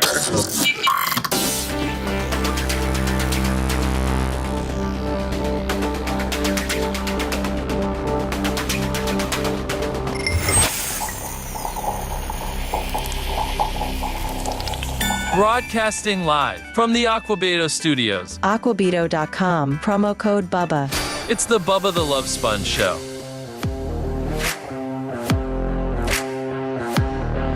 And now, from the Bubba Windy Weather Center, the most accurate and dependable forecast, claiming to never be wrong. Our chief meteorologist, Bubba Windy. My track has not changed. No. Hopefully you guys are finding me that information. It's up there. Oh, that when I predicted it? Bubba, Windy, Milton prediction, and Pink 3F. Pink 3. Right above the Puppy Double Sop keeper. Oh, okay. Yeah. Okay, let me see here. There's just so much to look at here. Bubba 3F. Bubba 3F. Above the Poppy Double Stop Copper. Where's it at, Lummy? I can't see. And then it's below Diaco Law Monster Trucks. I don't see your mouse. I mean, your mouse. Is it over here? Yes. Oh, okay. Keep going. Left. Up. There. Pink. Okay, here we go. This is from yesterday? Yes. Okay. I'm going to make a Bubba meteorologist prediction. Okay. And hopefully the guys will be able to save and maintain this tape in this prediction. But Bubba Wendy says this compared to, I don't care, and nobody's reporting this, that it's going to hit Bradenton. Okay. The Sunshine Skyway Bradenton area. Lummy, if you look at, I just refreshed it. Yep. Look at my track. Boom. Right Bradenton there. Right there. Area. Boom. Stand by.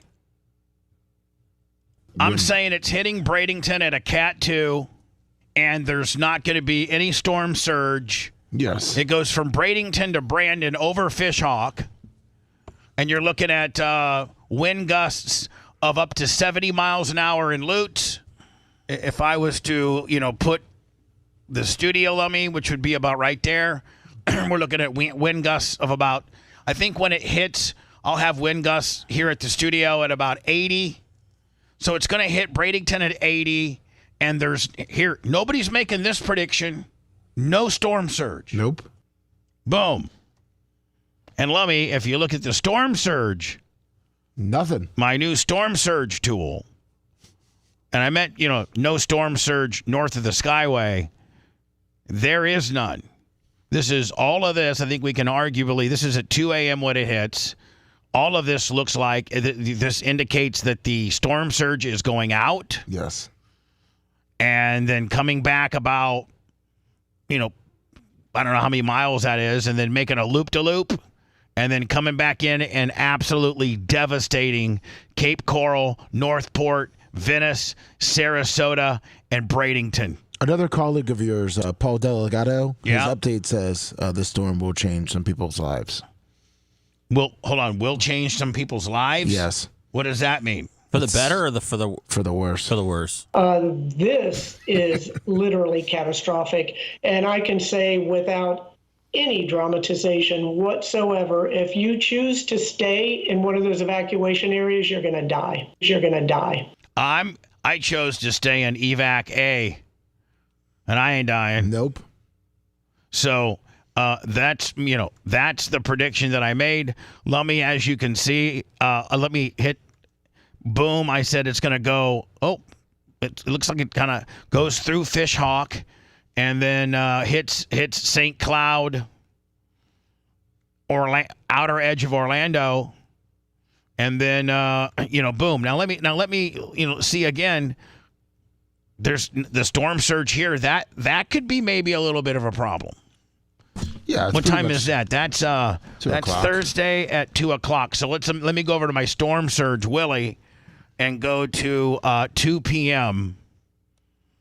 Oh, it's more of a side suck. Yeah, but then you got the low tide at 3 o'clock. So yeah, we're good.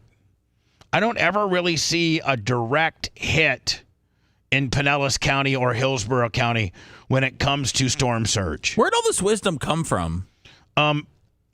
Years of education. I dabbled in it at Indiana State before flunking out and being a bouncer at Club Jubilation. You were a magna cum laude? I was a magna cum laude. And then so let me again. Here's my impact. Boom, and then boom right there. And that's at 1 a.m. tonight. It looks like Sarasota is going to be the eye of the storm. It looks like the studios are going to have wind gusts of about 57 miles per hour.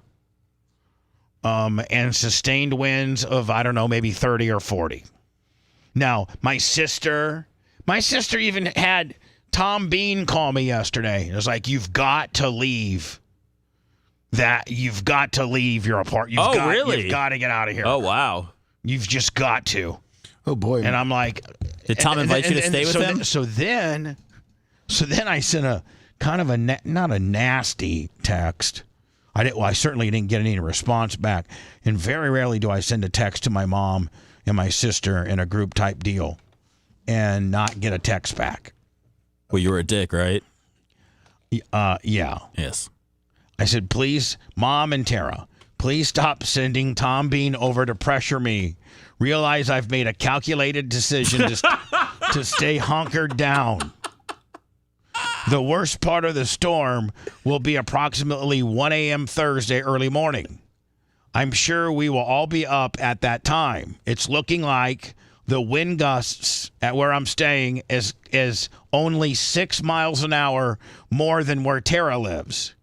If for some reason I feel unsafe, I might go to the studios who have whose studio walls are 100% concrete. I can stay there till it passes. The event's only going to be about 45 minutes long. Storm surge is not a factor, as everybody has agreed that it's now hitting south of St. Pete. This is a long-ass text, Bubba. After it passes, if I have too much damage and I can't stay where I want to, then please know I'll be headed your way. We're projected to have a maximum wind gust of 80 with sustained winds of 45. I think I can hold it. My building and carport withstood 90 mile an hour plus winds a few years ago. Thank you for being concerned. I love you both so very much. And didn't hear back from either one of them. I mean, they're probably still reading it, Bubba. So at 8:30, we'll have Shannon on. And I think that all the local Orlando stations are weather porting this thing too. You know, let me if I Bubba Windy, I haven't really given my Orlando. Maybe before I have Shannon on and during the stop sets, I need to go through my various processes and tools to give an Orlando diagnosis that I can tell. You know, Shannon will be able to tell me what. Is it what WESH wish, you know, there's Fox 35, Wish 6, all over there in Orlando, what they're saying, how they're scaring people to death. And are they telling people from Orlando to evacuate? Is it going to be storm surge? Is it going to be rain? Is it going to be wind? It's barely going to be a 1. Oh, hopefully. When it goes over there. It's my mom's birthday. Happy birthday. But what's your mom's first name? Donna. She was Happy birthday, She was Donna. going to evacuate this morning, and they closed all the bridges, and you can't get out. Hello. Last night. Oh, really? How about with our paper? Can we get it with our Ron DeSantis essential worker paper? They put like construction barriers in front of the bridge. Hello. Bubba Wendy. Mike FTE. 81390 Bubba. Yes, Mike FTE. How are you? Good, but I appreciate your meteorological expertise. However, you remember me? I called earlier in the week, and I was going Tampa, Port Charlotte. We've had Hurricane Charlie, Hurricane Ian, and now Milton. Same thing. Every time they mention you guys, it's Port Charlotte. So that's what it's looking like. No, I don't think it's looking like Port Charlotte. I think it's looking a little bit north of that, but that's when you're on the south side of the storm, you're on the worst part of the storm. So if it hits Bradenton, Sarasota, that's where the eye hits. The eye's not near as big as it was, but the outer bands are the most dangerous bands, and that's where all the storm surge comes. So Port Charlotte, Northport, Punta Gorda, all of that's in play for very large storm surge. Yeah, if you have Lummy look up on Wink News, your buddy Carmine in Lee County, I believe he's a Lee County sheriff. Yeah, he's my good friend. Right, and then Prummel in Charlotte County. They're hardcore, man. They're saying if you don't evacuate, you get a permanent marker and write your name, your date of birth, and your next of kin, so we know who to contact when we find your body.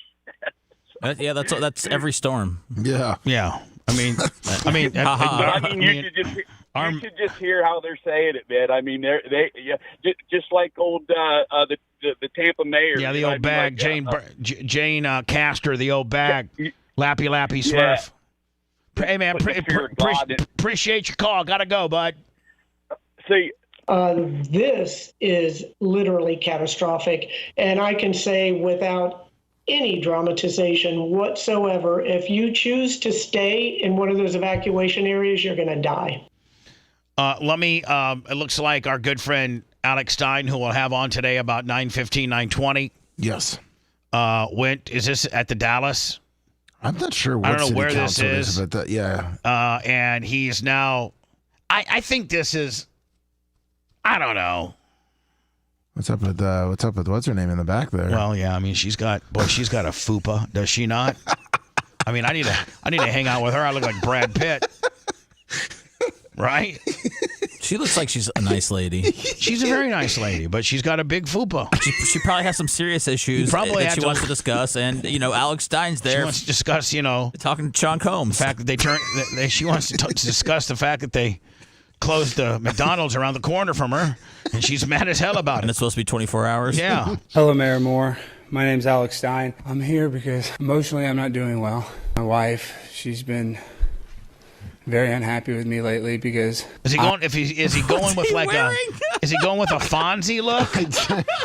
I mean, Seth, what's he going with here? Is he sweating? Something's happening. I know, it looks like a 50s doo-wop deal. Is it baby oil or is it like is it oil? Oh, is it baby? Oh, you're right, Seth. Baby oil. He's all baby oiled up. He might be. I haven't seen this one yet. No, you're dead on. It is. Yeah, he's baby oiled up. Good call, by the way.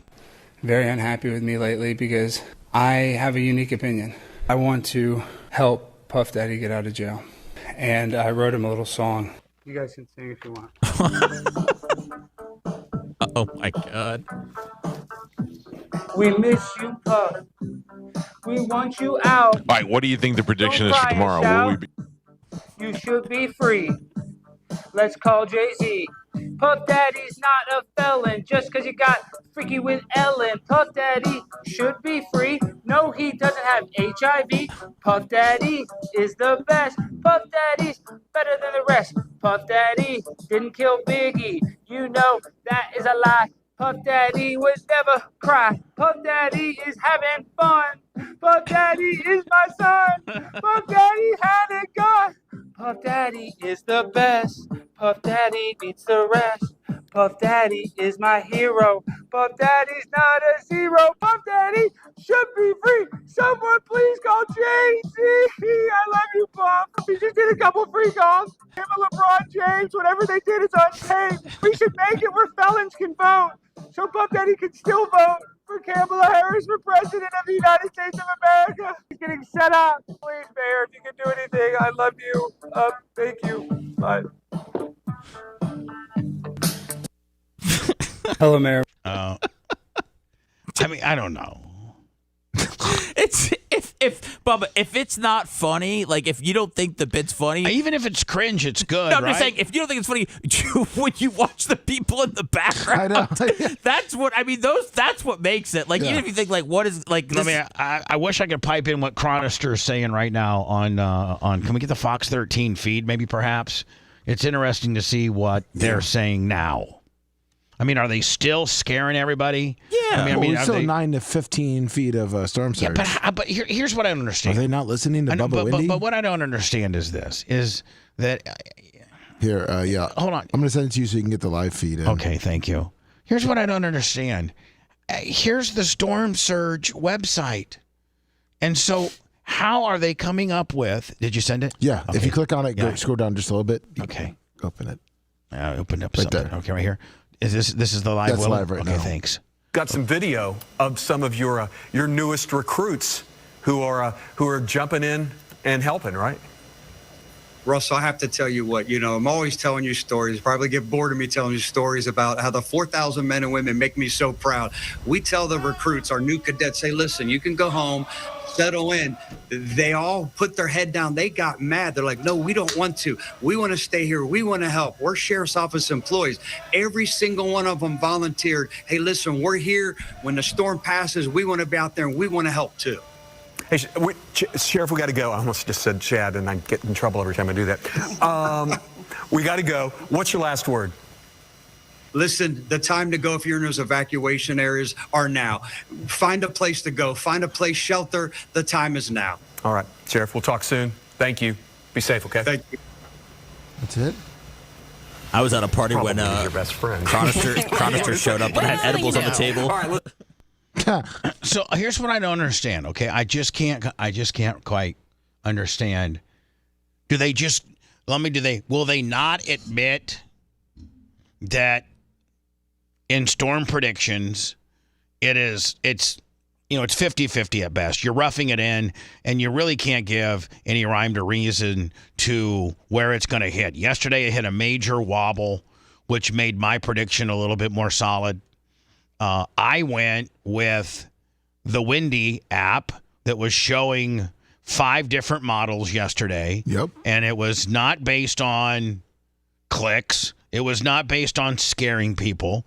It wasn't based on trying to keep people riveted to my show or to my television station or to my internet show. It was just the stats. It was just where the wind's coming from, at what direction it's coming from, how fast it's going to come, and when it's going to hit, according to all the data that the Windy app. That's why I call myself Bubba Windy. When I, make my meteorology predictions, I do it under the guise of being Bubba Windy.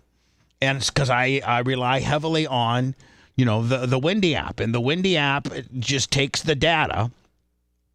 And I even have, I am now such an accredited meteorologist that I even have my own positioning statement. And now, from the Bubba Windy Weather Center, the most accurate and dependable forecast, claiming to never be wrong. Our chief meteorologist, Bubba Windy. Thank you.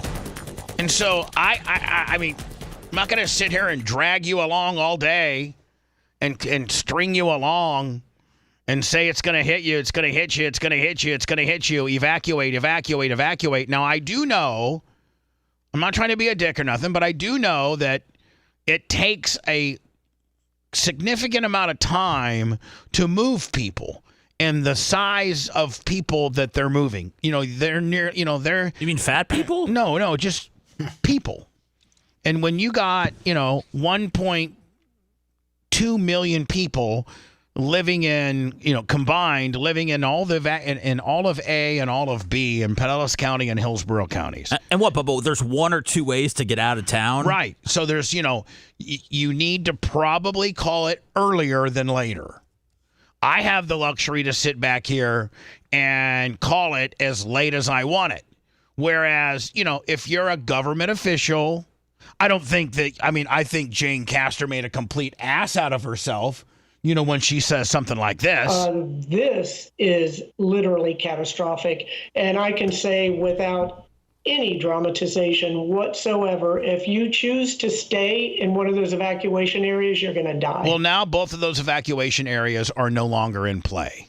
But they're still doubling down as if they are. And statistically, the same stats they can look at, the same websites they can go to, the same information they can get shows you. I'm looking now, Lummy, at the storm surge. This is at 2 a.m. up when this thing hits.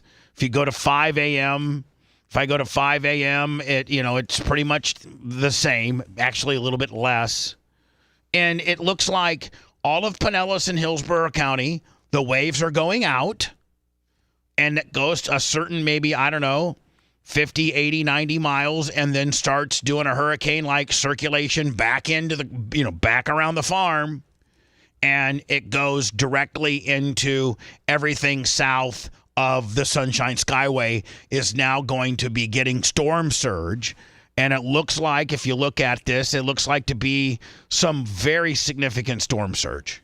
Why they keep trying to weather porn scare us unless, I got to think that this website is very accurate. It's what it does. Yes.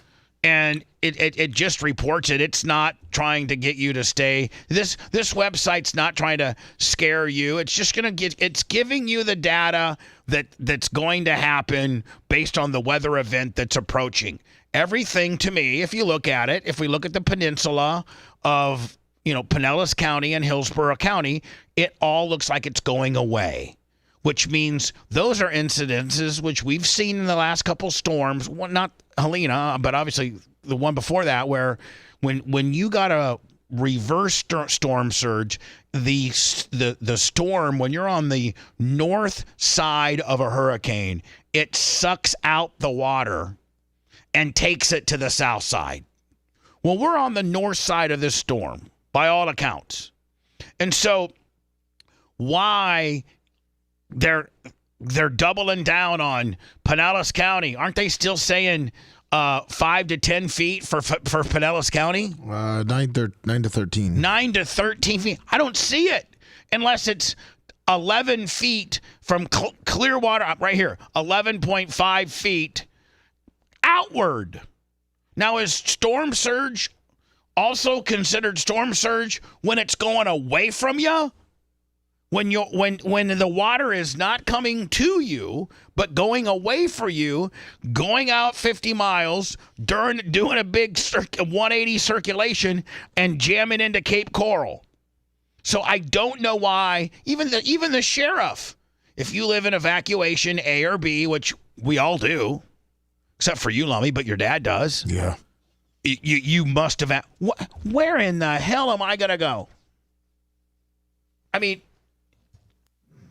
I just don't understand why they got to keep hard selling when they can look at the same websites that I look at. Here it is. This is the common of the 5 models. This is pretty much the common thread, and I think this is where 13 and 28's got it going now too, doesn't it? Pretty much right here. Yes. And so it looks like it's going to make landfall about 1 a.m. It looks like the eye of the storm is going to be like in the Sarasota-Bradenton area. And I don't know, let me do some wind situations here. They're saying it's going to hit, if you go into the eye of the storm, let me move this to the eye of the storm. I mean, that's 11 miles an hour. Are these wind gusts because you need to go to wind gusts. Yeah, wind gusts. So, I mean, if you go there's 33 miles an hour. I don't know where this 90 is. I'm just trying to go all around this storm. Well, when is this? How long has this been on land for? I mean, after what? Here's some 70 stuff over here. Here we go. Here's some 80. Out here there's some 80. I'm just trying to find. There's some 75. So I said I think it's going to hit Sarasota Bradenton. I said this yesterday at 8:30 as a high Cat 2 with winds at 85 plus.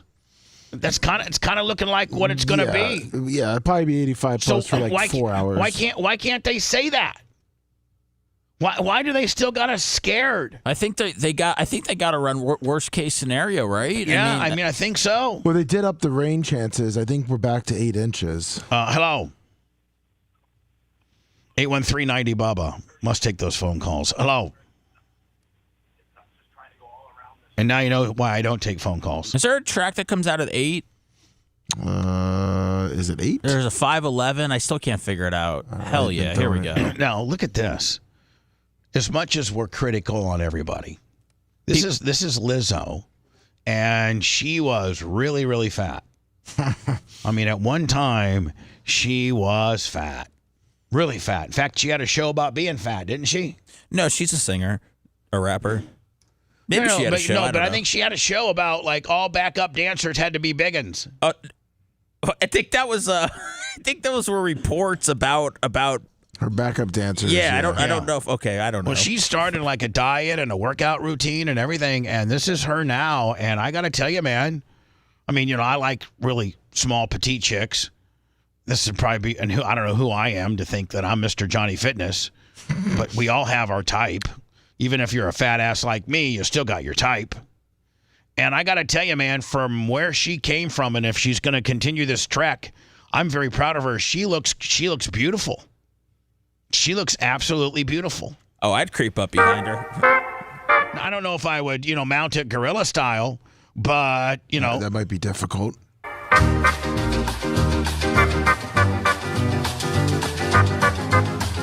I mean, still probably, too big for me. But who am I? I mean, I'm not trying to sit here and tell you that I'm, a bodybuilder, but I like, big T's and a nice little ass. That's what I like. What about, do you like the jugs, or you just don't like the whole package? No, those aren't. Those are flapjacks. Those are formerly a big girl jugs. But I don't like former big girl jugs. They look fine.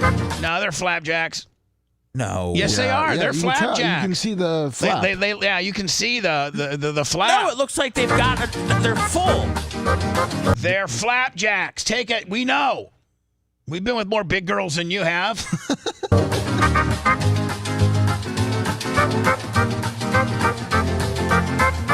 I mean, I just want to be, I'm always negative and always, whatever. I'm trying to be positive here and positive, not body shame her. She's really done a great job. She's really I bet you she's lost 100 pounds and she's well on her way to being more healthy.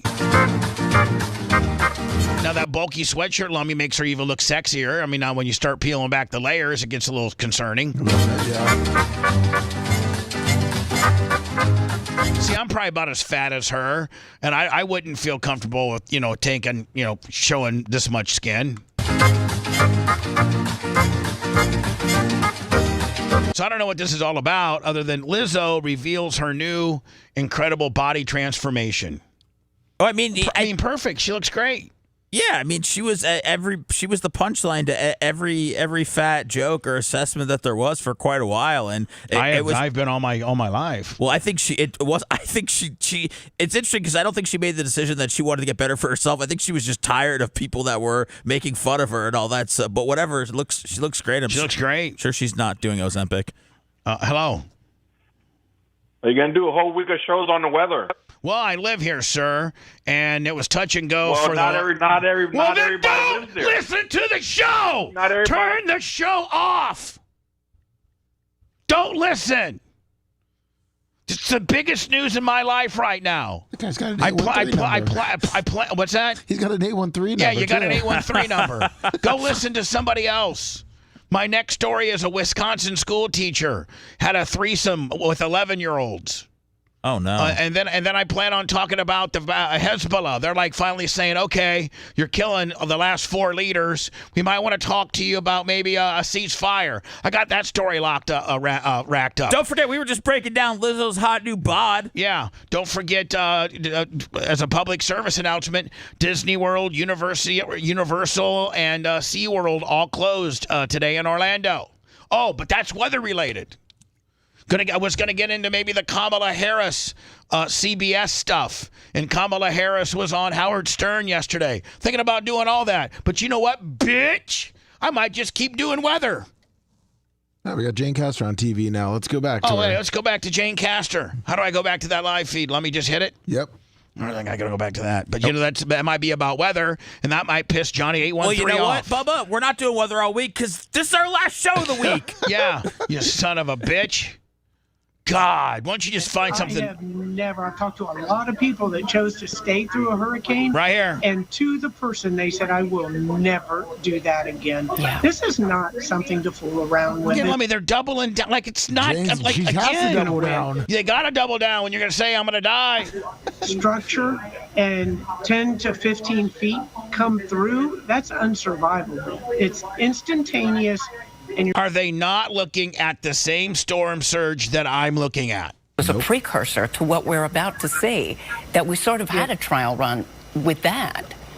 Right, and I think that got everybody's attention. Yeah. I don't know about you guys. I was born and raised here in Tampa. Man, she's white as a ghost. The worst damage that I've ever seen in a hurricane, and that was just 4 to 6 feet. Yeah, get out without of here. The wind, without the rain, and now we're going to get all 3. I mean, it looks right now, and we all know that these I'm going to just keep the live feed up. I have to go to words. And, we can't talk about the weather all day. I mean, we got concerned listeners. We got to go to the phone calls, I do want to, like, when people complain about what we talk about, I'm fascinated with what they do want us to talk about. Yeah, here's the other thing is, if I'm watching a TV channel and they're playing something I don't like, I don't call the network and say, hey, why do you got, some stupid soccer game on? Don't watch it, bitch. There's a whole bunch of radio stations in Tampa that claim to be better than me. I got the largest digital thumbprint. I have the largest digital thumbprint of anybody in Florida. Yeah, but those FMs stay strong throughout the storm, though, Bubba. Want to listen to the show on demand and on the go? Enlist today at BubbaArmyHQ.com. Sign up and start listening. The Bubba the Love Sponge Show will be back after this.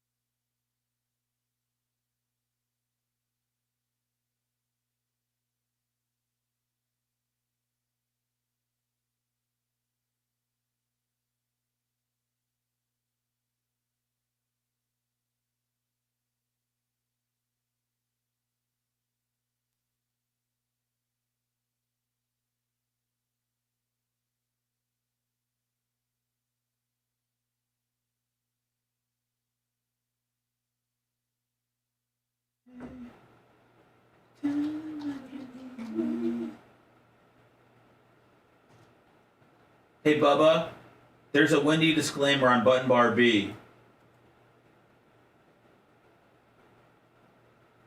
Button bar B. Button bar B.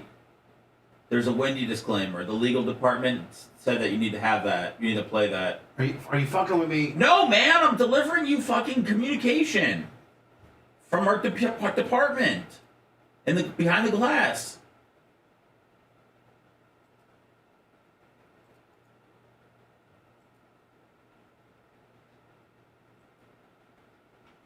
What up, Longer? Oh, there is a Wendy disclaimer. 8 seconds. Where, Lummy? It's right there. 3B on the main screen. 3B main screen. Yo, it's right above your prediction. Right here? Yep. Tell me that you want me. Tell me that you love me. And I know that it's right, 'cause I hear it in the night. Man, he is on fire today, is he not? Dude, I love a short week, baby. Whether it's fucking the government that gives it off or Mother Nature, I will fucking day off like it's never been fucked. Yeah. Hell yeah, dude. I've been saving that Matt Riddle joint that he gave me. Oh, God.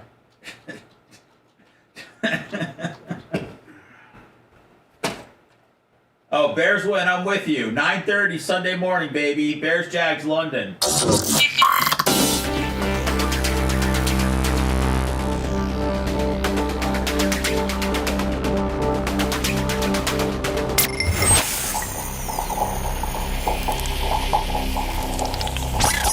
Broadcasting live from the Aquabedo studios. Aquabedo.com. Promo code Bubba. It's the Bubba the Love Sponge Show. Fall can be a very stressful time, very stressful season, and the stress leads to feeling drained. And to maintain your energy levels and heart-healthy routine, it's best to avoid relying on stimulants. You can instead rely on Superbeat Heart Chews. They offer convenient, delicious plant-based way to support heart-healthy blood pressure and enjoy circulation. Great circulation. Enjoy a heart-healthy boost without the jitters. Paired with a healthy lifestyle, the unique antioxidants, the antioxidant compound in Super Beats is clinically shown to be nearly 2 times more effective at promoting normal health blood pressure than a healthy lifestyle alone. Heart-healthy energy without the crash. Support healthy circulation from the plant-based chews without the stimulants, no artificial sweeteners, no colors. Double your potential with Superbeat Heart Chews and get a free 30-day supply of Superbeat Heart Chews on all bundles. And I'm 15% off your first order by going to superbeats.com. Promo code Bubba. That's GetSuper, BEETS, getsuperbeats.com. Promo code Bubba. Promo code Bubba. Thank you. It looks like I have the legal department here at the BRN always trying to cover our ass. As I'm a big-time meteorologist now, Bubba Wendy, that so far, Lummy, they're changing their forecasts to what I said yesterday at 8:30. Bubba Wendy won. It seems like everybody is changing their stuff. I said yesterday at 8:30. This is what I think I. Where's it? It's right below the disclaimer. Right here? No. Oh, it's right below the disclaimer? Yeah. That's the mayor. Okay, Bubba Wendy. Yes. This right here? Bubba Wendy, Milton. I'm going to make a Bubba meteorologist prediction. Okay. And hopefully the guys will be able to... maybe I should play the disclaimer first. The views and weather prediction made by Bubba Windy are not necessarily those of our advertisers or this radio station. or of any person that has a clear mind and an IQ of over 62. Bubba Wendy is a lone wolf when it comes to some of his outrageous predictions. Put that in there, too. Make me a new one, Macho Man. Bury me even more. Why would anybody listen to a buffoon, failed radio personality thinking that he's now a meteorologist? But he's right more than he's wrong. And now the entire marketplace seems to be running. They're aligning their predictions with what I did yesterday at 8:30. Nope, sorry. So sorry. It didn't seem like they were aligning with you on the news when they were saying you should get out. No, that's leave. Those are the city forefathers. I'm talking about Paul Delgado and Big Dick Dennis. So you're saying in about 3-4 hours they're going to say what you said, and people from Orlando should come back in? Should come home? No, they're saying it right now that Bradenton, Sarasota is ground zero. That's what I said yesterday. I'm going to make a Bubba meteorologist prediction. Okay. And hopefully the guys will be able to say. The only thing I might be wrong, Lummy, is I say it's entering as a heavy Cat 2. It looks like it might be a 3. They're saying 4. I might be wrong on that. That's nothing. But as far as where it's hitting and the storm surge, I'm right. They're wrong. I'm going to make a Bubba meteorologist prediction. Okay.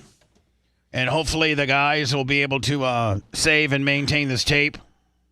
In this prediction, but Bubba Wendy says this compared to, I don't care, and nobody's reporting this, that it's going to hit Bradenton, the Sunshine Skyway. At this point yesterday, Lummy, they had it all coming right down the pike. Sure did. They're like, man, Clearwater Beach, Tarpon, St. Pete. Justin, $20, super chat. Bradenton area. I'm saying it's hitting Bradenton at a Cat 2. And there's not going to be any storm surge. Yes. It goes from Bradenton to Brandon. Oh, I meant no storm surge north of the bridge, like Tampa, Pinellas County. That's what I meant. Everybody knows. Over Fishhawk, and you're looking at wind gusts of up to 70 miles an hour in Lutz. If I was to, put the studio Lummy, which would be about right there, we're looking at wind gusts of about, I think when it hits, I'll have wind gusts here at the studio at about 80. So it's going to hit Bradenton at 80. And nobody's making this prediction. No storm surge. Nope. The views and weather prediction made by Bubba Windy are not necessarily those of our advertisers or this radio station. Or our mayor. Here's what our mayor says. Lummy, arguably the leader of this whole area, right? Yes, unfortunately. This is literally catastrophic. And I can say without any dramatization whatsoever, if you choose to stay in one of those evacuation areas, you're going to die. But obviously that's not going to happen. Dateline, Wisconsin teacher accused of making out with an 11-year-old. Listen, I'm all about the hot older female teacher hooks up with the, maybe the star football player. 11, that's not cool. 11's not cool. No. But like 14, 15. How about the 33,000 explicit texts? Yeah. Wisconsin teacher, female, accused of making out with 11-year-old student, allegedly traded 33,000 texts with him.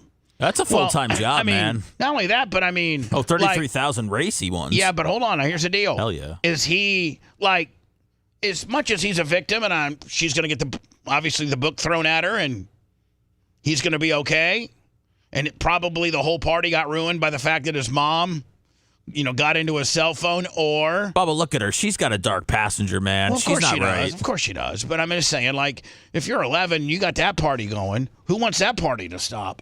That's true. I'll tell you who does. Your mom, or you told one of your buddies, and he couldn't get in on the action, so he ratted you out. A disgraced Wisconsin teacher accused of sexually assaulting 11-year-old students allegedly sent more than 33,000 racy texts. Now, I'm not trying to stick up for her in any way, shape, or form, but, if you're 11 and you're starting, you got this chick, she's sending you some kick-out wides, she's sending you some jugs around the farm, some nice ass pics. How do you have time to grade papers if you're sending that many texts? I don't know. But here's the deal. You're like, hey, Miss McGillicuddy, I don't know if we should be doing this. But, if you accepted 30... Listen, yes, it's a problem for her to have sent anything to him, let alone 33,000. But He certainly took them all in, did he not? Sure did. It wasn't 33, responses back saying, no, this is wrong. Dude, 11's just too. It is. It really is. I agree with you. You shouldn't even. You shouldn't even have a phone at 11, should you? I don't. Well, the phone age is getting younger and younger with rich people. It really is. I think Tyler got his first phone like at 12. Okay. Back in the day. All right. It seems young for me, but nevertheless, 11 is just. Sammy will have a phone before she's 10. I mean, and I'll be going through it every damn hour too. Some of the explicit, some so explicit that the 23-year-old bowed her head in shame as they were read. And oh God, Lummy, you got to see if you can find me because they said that it was read in open court, and we could not today. And not anytime soon, maybe when we get back from our hurricane hiatus, but we could, on an after show, get into some of these, right? Yeah, what she's saying to 11-year-old. Yeah, it's just, and not that we're trying to be, not that we're trying to be creepy on an 11-year-old, but I mean, hot little freak. What? During a preliminary hearing, attorneys sparred over whether the evidence supported the 10 felony charges against, she even sounds like a bad girl, Madison Bergman. Oh, but she's deplorable. I mean, it's not. This isn't bad. This isn't naughty. This is disgusting. I understand. Yeah, Do sure. you? Yeah. You are not the 11-year-old boy in this scenario. I know I'm not. It's somebody else's. Are you okay, Lum? Yeah. Somebody else's 11-year-old kid. Including first-degree child sex assault, child and enticement, multiple counts of sexual misconduct by a student, a school staff member. During the hearing, school resource officer Tracy Hall told the court that Bergman and the victim engaged in the staggering number of texts in the early part of this year. Now, was there any? Did they hook up? They just supposedly made out, but there were approximately 33,000. Hall told the court, adding that the relationship became more sexual and explicit as time went on. 3 months before her own wedding. Oh my God, you're right. She's carrying a couple dark passengers, Seth. Oh, it took to find out that she was married before it got weird? She wasn't married. She wasn't married. Yet. She was on her. She was fiancéed up. Yeah. And she just wanted to get one last fling in before she tied the knot? No, I heard there was 2 11-year-olds and it might have been in a hot tub. No, that's not. That's a different story. That's Mark Chimura. I'm sorry. It's Mark Chimura. Yeah. Sorry. That's a Minnesota. By the way, Mark Chimura was found not guilty by a jury of his peers. He was a former Packer tight end who was in a hot tub with like 17-year-olds. And I know you would agree, who was a pretty damn good tight end. Like he was Favre's guy. Yeah, he was no Bubba Franks, but he was straight. There was a conversation about the victim being. There's a conversation about the victim being hard. And if she felt that during their hug, did she acknowledge that she felt it? Hall responded yes. What else did they say? That she would wear dresses more often because she liked how he touched her leg. Does Miss Bergman ever allude to being sexually aroused in the text messages? I guess the prosecution asked. She talks about being wet in the classroom. Oh, no, she didn't. Yes, she did. It says right here. Oh, my goodness. She talks about being wet in the classroom. That's a hazard. Attorneys for the teacher insisted that she has been overcharged, arguing that her text messages alone were not sufficient to support 5 charges of sexual misconduct. There were never any language where she says, "I want to have sex with you," argued her attorney, or that he says, "I want you to do this to me." They talk a lot about kissing, lips, cheeks, touching legs. They also talk about some sexual issues, obviously about a woman's body and a man's body, but nothing like, "This is what I want you to do to me. This is what I will do to you." A judge disagreed and found the text messages were admissible evidence of sexual misconduct on the part of the teacher. It is clear to me that the state has met its burden to find probable cause that the defendant has committed a felony. The judge ruled in moving the case forward. clearly there was probable cause. Yeah, I think there's certainly. I mean, if there's not like, hey, I want you to stick this there, and I got this body part that wants that body part. I mean, even if it's not that, but they got 33,000 messages talking about her being wet and him being hard. Well, I mean, you probably shouldn't I think that's at least probable cause to move forward. You shouldn't really even have one text message with your teacher, I'm thinking, at 11, so let alone 33,000 about touching legs. Yeah, something's going on. I mean, if you had an exchange with your teacher, it might be something like, "Dear Miss McGillicuddy, I lost my homework and not going to be able to turn it in today." Or, "Dear Miss McGillicuddy, can I get an extra day to get my homework done because my dog ate my homework?" Well, Bub, I think at that point, I still think your parents are the ones that are communicating with the teacher. I don't know. I could be wrong. When my son lived with me and he was in his senior year of homeschool because of COVID, the teachers would reach out to him, but it would all be school related. Like it would be like kind of a part of a mass text with all the kids. You know what I'm saying? Yeah. And giving them the lesson plan. And Tyler did have a couple individual texts to his teacher when he had flubbed up a particular test and was asked, "Did you know, Lummy, that in today's world they can do it again?" No. Yeah. Really? Tyler got an F on a paper, and he texted his male teacher, history or something, and be like, "I got a 56 because I didn't study. Can I do another test?" And he'd be like, "Yeah, next Tuesday you can take it. I'll have it, lined up for you." I'm like, "What in the hell?" When I got a 56, it was a 56. That was it. Yeah. Bergman, who's the teacher, made headlines in May as she was accused of making out with a 5th grader. What? With making out with the 5th grader weeks before her wedding. Yeah. She pled not guilty to all the charges. This is the same story. This isn't a different story. I think this is the story where she was making out in a hot tub. Oh, well, there's another story in Minnesota that I sent you. It's a mom with 2 hockey players. Oh, that's right. That's right. Yeah. That's the story. I wanted to get to that one, too. The teacher's alleged abuse of the 11-year-old boy came to light when the student's mother, mom gotcha, overheard the son talking to Berman on the phone. They're probably talking, "Hey, is your Pennsylvania wet? Because my Delaware is rock his hard." You think that's how they were talking? Yeah. And she was like, "Oh, yeah. I wish I had that Delaware near my Pennsylvania. Then you could take my Texas right around the farm." It's hard to role play the scenario, Bubba, in any way, shape, or form. Well, I'm just trying to give play-by-play. No, I know. It's trying to be thorough. No, it's your. I've got the pictures painted vividly. Thank you.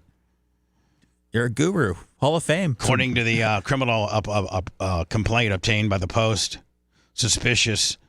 The parents checked his phone and allegedly found the salacious texts between the pair, the deranged back and forth identical messages of Berman allegedly discussing multiple encounters inside the Hudson, Wisconsin classroom during lunch and after school. She allegedly told the child how much she enjoyed him touching her and making out. I mean, 11, that's not good, but let me, if I'm 14 and during lunch I can go and, get my Delaware serviced and I can make out with my teacher who's somewhat attractive. At 14, man, you're just looking for, Lizzo would be good enough at 14. Yeah, exactly. Even 13. My first girl was a heavy girl. The first one that I actually did stuff with on my dad's creeper in his garage. Oh, is that the one that broke your back at the REO Speedway? No, that was a different girl. Oh. Some of the alleged assaults even happened in Berman's classroom, according to the complaint. The boy's alleged father stormed into the, Pops came in here, into the Rivercrest Elementary School with printouts of the conversations. When the police searched Berman's classroom, they allegedly found a folder in her bag with the victim's name on it. The folder allegedly contained handwritten notes talking about how much they kissed and fondled each other. Yeah, she's probably not positioned to do very good right now. I kind of feel bad for her ex-fiancé. I do, too. They put his picture over on the news, too. Yeah, what's he got to do with it? Well, this girl's a freak. He had to know she wasn't right. Come on. Well, maybe not. You know someone's into 11-year-old boys. I don't think you do. You know that something's not right. Yeah. You don't think she can just go around and Be pull that. up her face. You saw that story up, or did you exit out? I took it out. When you saw her face, Bubba, I mean, that like you could tell that something's hiding in there. We have some good news, Lummy. I got to get to so I can nail some of these stories.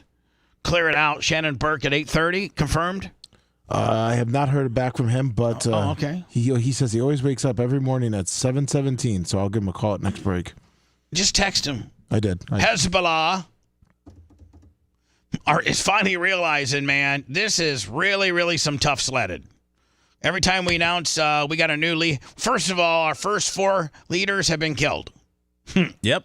Whether it's through a phone that blowed up and blew their hip off, whether it's through a targeted attack, I'm just saying. Yeah, they've done it all. They'll blow your. They've done it by all means, and they've done slow and painful too. They have. So Hezbollah finally is maybe starting to get the message. Hezbollah said Tuesday it is now ready to engage in some ceasefire talks with Israel after suffering serious blows to its leadership. In fact, it's so bad that they won't even announce a leader because they know that guy's a dead guy walking. They're like, I don't want to be the leader. Well, yeah, most people will be like, hey, you want to be the leader? Hell yeah, I do. They've killed the last 3. I know, but they're finally, it took them 3 for the 4th guy to say, no, I don't want to be the leader. In fact, you know what I want to do? First of all, I'm not the leader, but I'd like to send a message to Bibi. Let's talk about maybe, wrapping this thing up here, kid. Right? You've really sneaked your way and infiltrated our last 3 leaders are officially dead. I just don't know how a ceasefire works when they're tied in with Iran and with Hamas and all that. How can Hezbollah speak on their behalf, right? When they're only a sleeper cell of those guys in itself. Well, they're a big one. But I just don't know if they're like, hey, we're cool with you. I don't know if Israel can then move on and focus on one less opponent. I just don't know how that goes. The terror group in Lebanon made the announcement after firing more than 100 rockets at the Jewish state earlier, probably all of which were taken down by the Iron Dome. Hezbollah's deputy secretary general publicly endorsed a truce with Israel, the first such time the terror group has proposed a ceasefire, not conditioned on a war in Gaza. So, maybe we're making some progress here as we continue to kill all of your leaders until we whittle you down to 0. Man, they're the videos though of the people that had the pagers that got stuff. I mean, it's these guys. It's disturbing. Yeah, and it's sneaky too. Can I say this without getting in trouble? It's kind of coolly disturbing. It's because these are bad guys that are doing bad things, that are using shelters with children in it and religious shelters to have mass quantities of guns and ammunition. And so when those guys get blowed up with a pager, that's kind of cool. Smart too. Smart. We don't got to come in and carpet bag your entire Lebanon. No, we just got to find out where your leaders are and blow them up. And that's what we're doing. The craziest thing is they got paid for all those pagers too. They did. They're the ones that sold them to Hezbollah. Well, that's right. Israel not only sold them the pagers, but they're the ones that iggyed them up for them to blow up. Yeah. That's a double whammy right there. Right? Well, and they were able to spy on them while they had the pagers also. That'd be like, Lummy, if, some guy hated you and you sold you a car, paid him $10,000 for it, and as you drove it down the road, it blowed up you and your entire family. He's like, man, not only did I get $10,000 off of you for selling you this car, but I killed you. Son of a bitch. It's the best. I do Clem's used cars. I like to sell some cars to somebody and blow up. Oh, goodness. Oh, really? Lummy, when I come back, Kamala Harris was on Howard's show yesterday. Yes, she was. I got several clips of that that I'm gonna wade through. Any hard hitting questions? I think they were all softballs. Howard and I'm assuming are still friends. Although he did say if anybody that liked Donald Trump, he thinks you should die. Yeah, but I don't think he knows. I still get a birthday card from him. Yeah, he talked about it when we did the political show. Yeah, he thought it was wild. Yeah. So Howard's still my friend. That's right. I went to Ronnie's wedding. I looked good in my suit. You did. Kidney Stone Willie? Yeah, Kidney Stone Willie. Thank God. Thank God marijuana gummies are legal in Nevada, or I would have instead of being at Ronnie's wedding, because I was, high on 100 milligram gummies, taking the pain away from I would have been in a hospital flushing out my kidney stone. Right there. Yes on 3, yes on 4. So that you don't have to miss that wedding party and you can get through a kidney stone. Just got to go down to the dispensary that you don't need a card on and buy I walked up to him, I said, I want the most powerful gummy you guys have. She's like, right on down here, 100 milligrams. No, I took one of those on me. I didn't even care about the kidney stone. I don't even know when I passed it. I was so high. Wow. If you liked that segment, then you'll definitely like the new redesigned BubbaArmyHQ.com. We'll be back to the Bubba the Love Sponge show after this.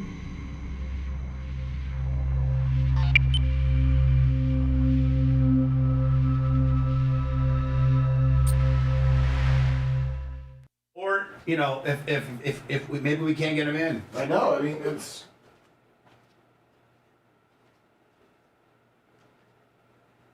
Thanks, Timothy, man.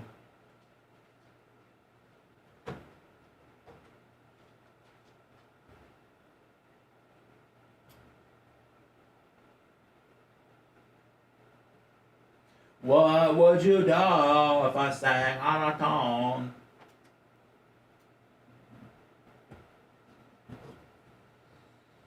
Oh, man. The abortion bill, I saw an ad that says it gives the rights for underage kids to have an abortion without parental consent in the fine print. What does? Yeah, that's what I heard. Oh, really? Yeah. I don't know if you want to be pro that. It's too bad that they always fucking chalk. Sneak some shit They in, always yeah. chalk some of these, like a good law, with some bullshit to make you fucking kind of like, well, fuck. Always. What up, Dan? What up, babe? On the ad, I'm like, are you kidding me? How is that even legal? Just a sexy boy. Sexy boy. I'm not your boy toy.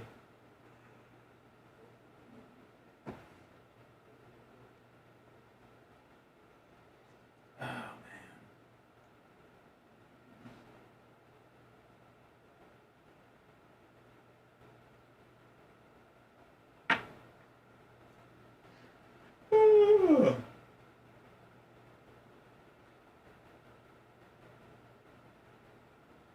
Guys, I've started a couple GoFundMe's under fake and aliases, so I'm able to collect money without Bubba knowing.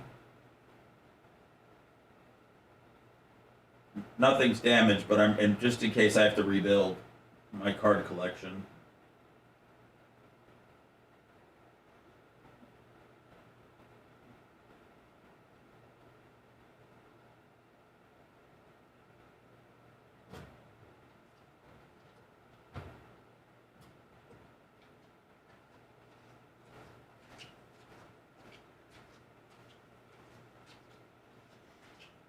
Man, thank God there's like 12 baseball games on today. Yeah, that's run at 4. They could take the series from the Phillies. And Dodgers are down. The Miracle Mets. Crazy. How are those Kansas City doing? Where is it? Let's see. Kansas City.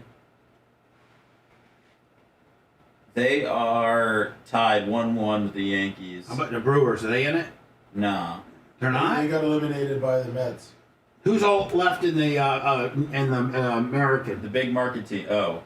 Americans, Cleveland, Detroit, Yankees, Royals. What up, Berto? And how about National? Dodgers, Padres, Mets, Phillies. Big market teams. All big market teams. The Mets are up 3-1. So I'm going to go through these 4 Howard clips and then back into words. Okay. Thanks, Berto. I got to go to my Bubba Wendy app and. It looks like they moved.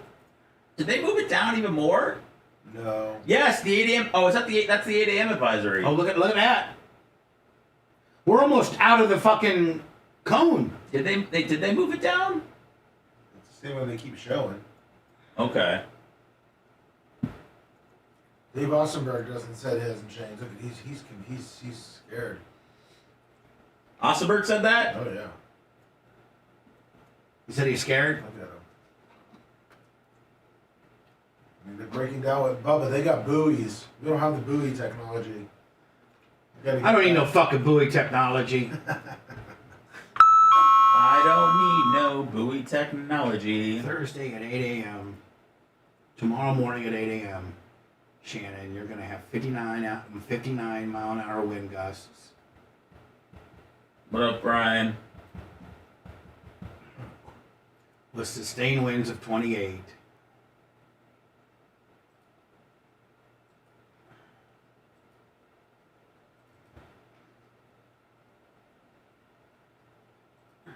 Let me look at, they're all moving it south. Bubba Windy. Bubba Windy. Is it really moving south? I mean, See it? Look at Fox 13 right there. What up, 69? I don't know what I'm looking at. It's the whole storm's covering our state. Macho's putting up something that they still haven't hit in Tampa.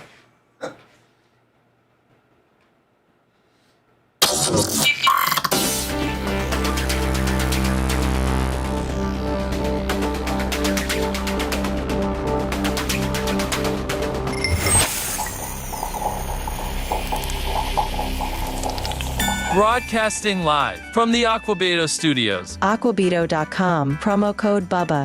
It's the Bubba the Love Sponge Show.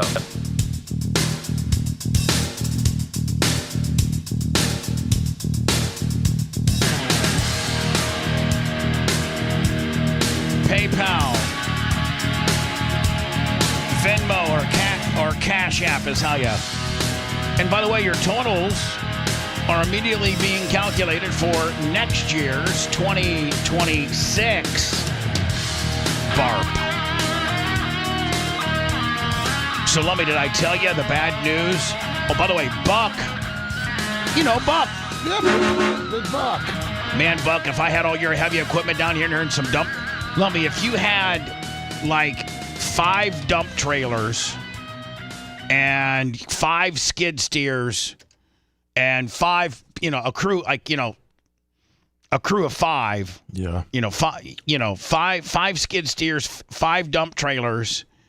You could literally, and you could transport the skid steer in the dump trailer. And you could just be loading like the size of a dump trailer, like the kind that our boy Aaron from Average Joe has. Him and I were talking about it last night. You could be making. What didn't they say that they were paying like $1,100 to $1,200 for a container that size for cleanup? Yeah, he was actually trying to get the FEMA approval because that's what it is. You got to get. So you get the FEMA approval every time you go to the dump. They give you some type of documentation as that you dumped it. Then I think you turn it into FEMA, and they pay you. I think they do. If once you get FEMA approved, but I mean, you could literally with a little skid steer, you could probably do 10 loads a day. Yep. Brian from Philly, 25 on the PayPal, Venmo, Cash App, 10 loads a day at $1,000, $10,000 a day, $50,000 a week, $200,000 a month. Jeez, my Lord. Average Joe, buy another dump trailer and give me a skid steer. I'll work out. As soon as I get off the air, I'll skid steer it up, bitch. We'll cut it 50-50. Hey, Bubba, can I just tell you this? As far as the actual news is saying, wind gusts up to 100 miles per hour, a 10 to 15-foot storm surge with 8 to 12 inches of rain. Of course, they got to say all that, buddy. Wednesday night to Thursday. Well, I do believe in one thing, Bubba, the rainfall. Rainfall. Bubba Wendy's not got into rainfall. Yeah, Bubba Windy has not got into rainfall. But it does have the views and weather prediction made by Bubba Windy are not necessarily those of our advertisers or this radio station. They seem to have it locked in as it hitting south also. Yeah, So let me once we get if we get Shannon Burke on the phone, if we do, if not, don't worry about it. But it's looking like Shannon's. Orlando's. He said he's good if we want to do 840. Okay, 840. It's looking like Orlando's exposure. At the worst it's going to get for Orlando is going to be tomorrow at about 8 o'clock with wind gusts at 60. And I put Shannon's little address in there. And a sustained winds at 30, wind gusts up to 60 for tomorrow at 8 o'clock. For Shannon's place. So there you go. Is Shannon worried? No, I don't think he's worried about nothing. Do you think he flex sealed his house? He's a real man. Wow. He's a real man. Do you think he has sandbags? No, he didn't have nothing. Let's go through the Stern Howard. So Kamala is now doing 60 Minutes. Yes. Which I heard she didn't do that well on. No, not at all. And don't forget The View. She went and did The View, who I heard she didn't do that well on. Correct. And now tonight, I think she's doing Stephen Colbert. Stephen Colbert. She did Stern yesterday, and I think Howard just handed her softball after softball. Here are some excerpts that I'm getting from the Howard Stern deal. After that, we'll go into words, then Shannon on the back. Perfect. All right? When I met you out in the hall, I said, I'm really nervous because I want this to go well for you. I want it to go well for the country. Even when I watch them on Saturday Night Live with the where they have Maya Rudolph playing you, I hate it. I don't want you being made fun of. Oh. Hold on. Howard, you have made fun of everybody in your entire... That's what's got you to the dance. No. I mean... where they have Maya Rudolph playing you, I hate it. I don't want you being made fun of. There's too much at stake. I believe the entire future of this country right now. I mean, as America, land of the free, home of the brave, I think it's... You mean from the same guy that says, if you like Donald Trump, I don't want you to listen to my show and I wish you would die? I don't want them to make fun of you, man. That's some odd wording. When you got them, and listen, I'm not talking bad about my friend. It just seems very hypocritical. Very hypocritical, Howard. Where they have Maya Rudolph playing you, I hate it. I don't want you being made fun of. Howard, I think you can handle it. Like, listen, you know what? It's funny. It's funny. Does he ask her how she feels about it? I mean, there's too much at stake. I believe the entire future. Hold on. They Saturday Night Live. This country have Maya Rudolph playing you is a satire. Is an institution of satire that makes fun of or patronizes or of everybody, everything from Donald Trump to Kamala Harris to everybody. I hate it. I don't want you being made fun of. There's too much at stake. I believe the entire future of this. Then you should say you shouldn't also like when they make fun of Trump. Because the future, one of these two guys are going to be the president. Country right now. I mean, as America, land of the free, home of the brave, I think it's literally on the line. I agree with you. You know what? I agree with you too. If you're shopping for a home, are there any questions there? Or are there just statements that she agrees with? Here we go. Say, look, I grew up in the neighborhood. Some would say you're getting... What are you, Jenny on the block? What are you, Jenny on the block? Say, look, I grew up in the neighborhood. Some would say you're getting punked. Yeah. If you stand in favor of somebody who's an adversary over your friends. Say, look, I grew up in the neighborhood. I don't know what that's in context to. These are just various clips that I've gotten while being the big time meteorologist that I am. I'm juggling a lot of things right now. A lot of people are counting on my forecast. Did you watch this, Bubba, at all? No, I did not. I also sent you another clip where two more clips. One Jesse Waters talks about. Let me get through these. What are these guys up to with mispronouncing your name? They act as if they can't say Kamala. It's not that complicated. It's just, Howard, who cares? Who cares? Let's get into some issues. How are you going to fix the economy? How are you going to work on the immigration issue? How can she say that the policies that we've been through in the last 3.5 years aren't part of her policy? And now we have to change. So is that saying that her 3.5 years have been wrong? What's going on? What really is going on there when they can't pronounce Kamala? Is it supposed to be an insult? Is it like Barack Hussein? Is it some sort of It's the same slur? old tired playbook, Howard. And I think most people are not going to be distracted by it. Man, well, so far, I think even Elise would say, so far they've given me nothing. They've given me right? They've given me nothing. I gotta talk to my mom. I'm have an intervention. Well, I mean, I might get kicked out of the house. I might. You can always come to my place. And yeah, I think that, Howard, people ask me. I'll tell you one thing, man. You would have as a Democrat, as a person that supports Kamala Harris, you could sink your teeth in to something that she gives us. I'm going to fix the economy, A, B, C, and D. I'm going to fix immigration, A, B, C, and D. I'm going to work on the Ukraine situation, A, B, C, and D. I'm going to work on the ceasefire agreement between Israel and Hezbollah and Hamas, A, B, C, and D.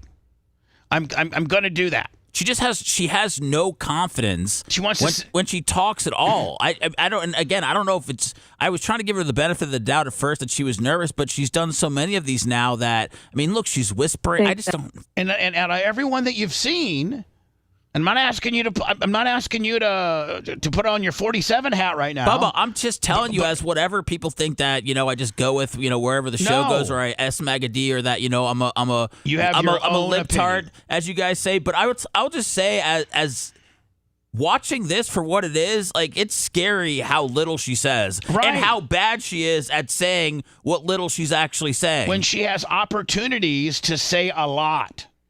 People are clamoring to vote for her and get behind her, but you gotta give people some substance.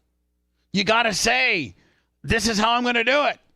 You can't say, well, I was born in a middle class neighborhood where people like to do their lawns, and there's just nothing there. Stern is not helping her at all. That, Howard, people ask me, what do you think is going on? And this is tough for me because Howard is a friend of mine. This might put a strain on our friendship. I have an opinion. He has an opinion. We do not agree. And I hope, Howard, if this gets back to you, you accept my apology that I don't have the same opinion as you, and we can still be friends. But politics sometimes destroys friendships. Especially people that are on the radio, and we speak publicly of our people that we are potentially voting for. I'm not potentially voting for Trump because I like Trump. I'm voting more for Trump because I don't know anything about where she stands, and she's had every opportunity on some of the largest stages, 60 Minutes, The View, Howard, your stage, and 15 others. Call me daddy. And 15 others to give me something. Give me something I can wrap my head around. Howard, people ask me, what do you think is going on, and what is the tension here? What's at stake? And there are many things, and I can be much more articulate than what I'm going to say. But ultimately, I do believe that this is an election that is about strength versus weakness. Yeah. And weakness as projected by someone who puts himself. Why don't you talk about your policies than talking about your opponent? Right? That's what I want to hear. I don't want to hear how much of an asshole your opponent is, and how he's, Johnny Narcissist. We know that. Tell me how you're different. Tell me what you're going to do. Strength versus weakness. Who puts himself in front of the American people and does not have the strength to stand in defense of their needs, their dreams, their desires. But do you? Through any message that you've delivered publicly, do you?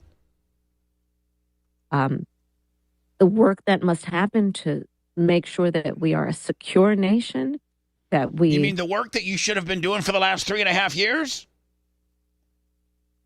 Are nurturing and protecting our alliances around the world, that we are supporting America's military. You refuse to meet with Netanyahu, with Bibi, when he came to America just about a month ago.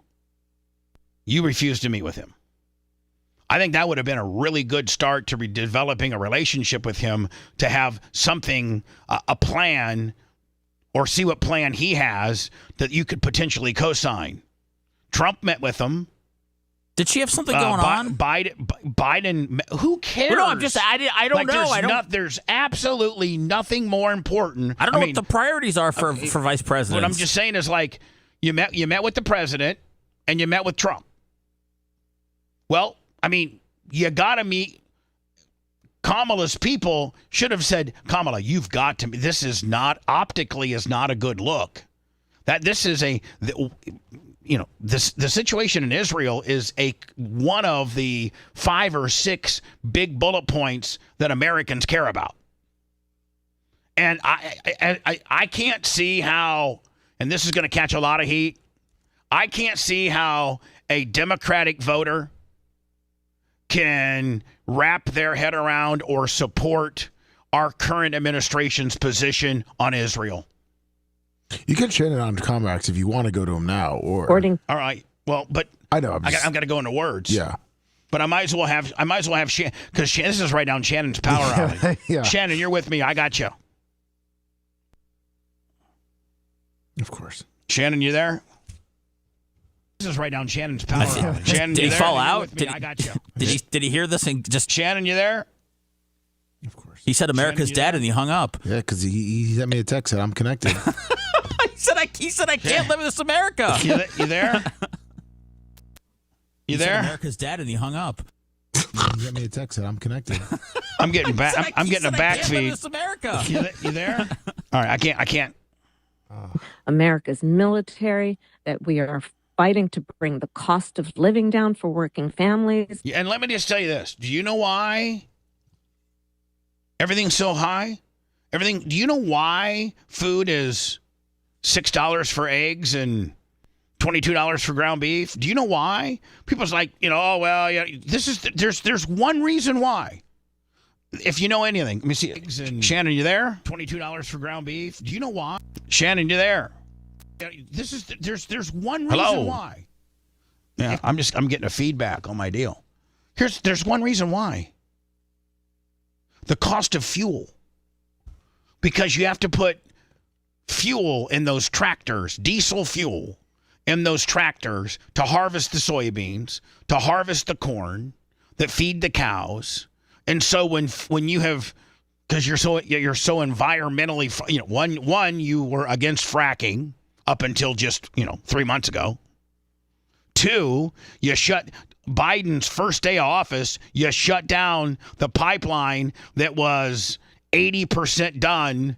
That was going to get. We were going to get all this oil from Alaska, and it basically had one more leg to go. It was like in Missouri somewhere, and they just had to pipe it down. They've piped it all the way from Alaska, and they got it to like Missouri, and all they had to go was to Corpus Christi. That's it. They had one line going over to Illinois, which is the second largest refinery in Lummi. They just had to go to just from like middle of Missouri, maybe even Arkansas, right down to Corpus Christi. It's been built clear up until then, but they're like, we have to go through like 5 wetlands to get there.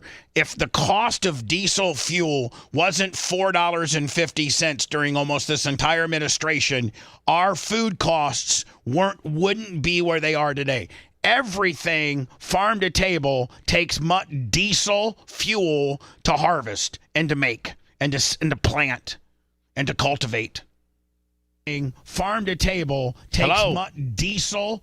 He's not there. He's there. We are building. He's there. We just got we got some kind of wonky connection. Businesses, building growth. Did you? I think one or two more cuts, and then you got a couple for me, and maybe we can figure out the feed, Shannon's feed, and then have him on for the last cut. Yeah, it looks like he's looping back. It's like what? He's looping us back. He said to try it now. Do you think there are people who will not vote for a woman because she's a woman? My best associations in radio and in business have been collaborating with women. Yeah. And I don't understand this philosophy. Your best association in radio, Howard, let's be honest. Your number one association in radio, I'm just going to call you out, was Mel Karmazon. Period. And that was cultivated by Don Buchwald. Now you've brought this Marcy girl in, and she's absolutely came in like a Cat 5 hurricane. But let's just be intellectually honest. 1 and 2 in your world are Don Buchwald and Mel Karmazin. That's who got you to the dance. Stop. Howard, stop. What about Robin? Yeah. You know what? That would be, if he referred to Robin, then I validate it. Robin absolutely is one of the major reasons Howard has obtained the success he has. She's been unbelievable in so many different ways. And in business have been collaborating with women. Yeah. And I don't understand this philosophy, especially guys who have daughters and sisters and mothers. Listen, I've been the first woman in almost every position I've had. Yeah. Hey, I am the first person in the world to say that Trump should have picked Nikki Haley or Tulsi Gabbard as a VP. Which would hand deliver you your first woman president. I just don't want to put a woman in here that I think has lied, has never, ever really done anything, and can't tell me a definitive plan on how she wants to fix philosophy. Fix my very screwed up country. Has nothing to do with, listen, you put Tulsi Gabbard up there, you put Nikki Haley up there, those bitches are good. I'm voting for them. Guys who have daughters and sisters and mothers. Listen, I've been the first woman in almost every position I've had. Yeah. So I believe that men and women support women in leadership. And that's been my life experience. And that's why I'm running for president. Listen, Howard, man, come on. Come on, man. Don't sell out like this. Don't be a hater.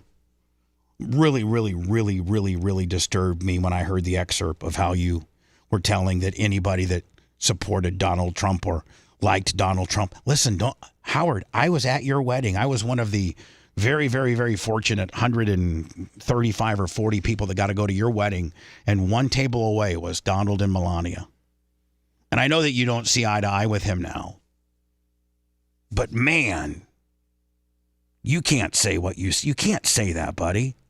You can't say that anybody that supports Trump or likes Trump is dead to you or you wish would die or don't listen to the show. I don't know. I don't know the exact quote, so I don't want to misquote you. But it was something along those lines. But isn't it great? But isn't it great to be in a spot in life where you have enough money to where you really don't care what anybody says? There comes a point, though, man. The longshoremen and the truck drivers and the people that listen to Sirius XM and the people that have put him in a position to be a billionaire. The people that paid month after month after month or listened to K-Rock or when he had 31 affiliates, and made Howard who he is today. You've turned your back on a lot of your base with how liberal you've gotten. Because the average guy that listens to you, the Artie Lang, the Bubba Clem, the hard-working son, the Buck, the Big Red, Creatine Travis, the Iggy. Iggy's a prime example. The working man out there in New Jersey that listened to you back when you first went to WNBC or when you were in Washington, D.C. The people that you made your millions on, you no longer have anything in common with. It's sad, man. I know I'll never step back into Sirius XM because the whole mentality they have over there is one that you have. And it doesn't align with what I do. I represent the average working man. I represent the truck driver. I represent Buck that's on a grader or a back end loader or a dozer right now. Yeah, me too. Mm-hmm. Well, Seth all day. Dozers. That's why you brought me in. That's right. Because I have a report with the dozers. For the real men. You're the dozer man. Let's go to words. Let's see if we can figure. We fixed it out, yeah. He had his delay on. Good. We'll go to him next, okay? Perfect. All right. If you want a deep dive into the Bubba the Love Sponge show from the past, go to BubbaArmyHQ.com. We'll be back after these words.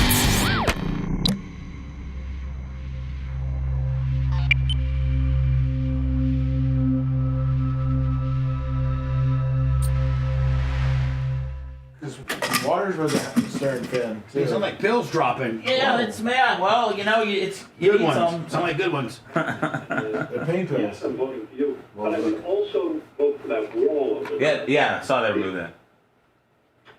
See that inanimate object over Looks like there? 110 With no sound brain and no Yeah, pulse? St. Pete, that little, I they think kept that's that little part of that St. For Pete. you, same thing. Kamala then revealed something we never knew. She used to work for her mom, and it didn't go well. When she worked in a chemical lab, and she worked on developing cures for breast cancer, you would go with her as a little girl and clean the test tubes. That was my first job, and it was awful. She fired me. She thought because why? You were doing like Actually, because I didn't want to do it. I didn't want to do it. Kamala got fired for not wanting to do the job she was hired to do. Some things never change. And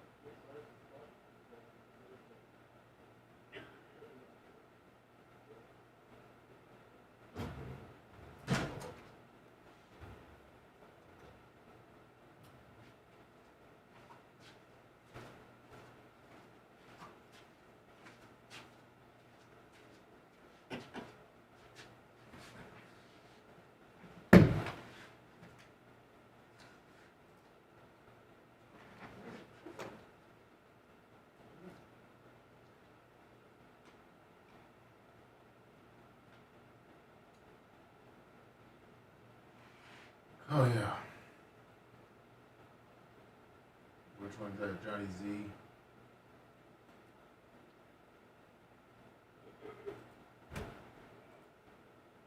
Tell Lovey that Shannon needs to turn his gain up a little bit. Turn his gain up.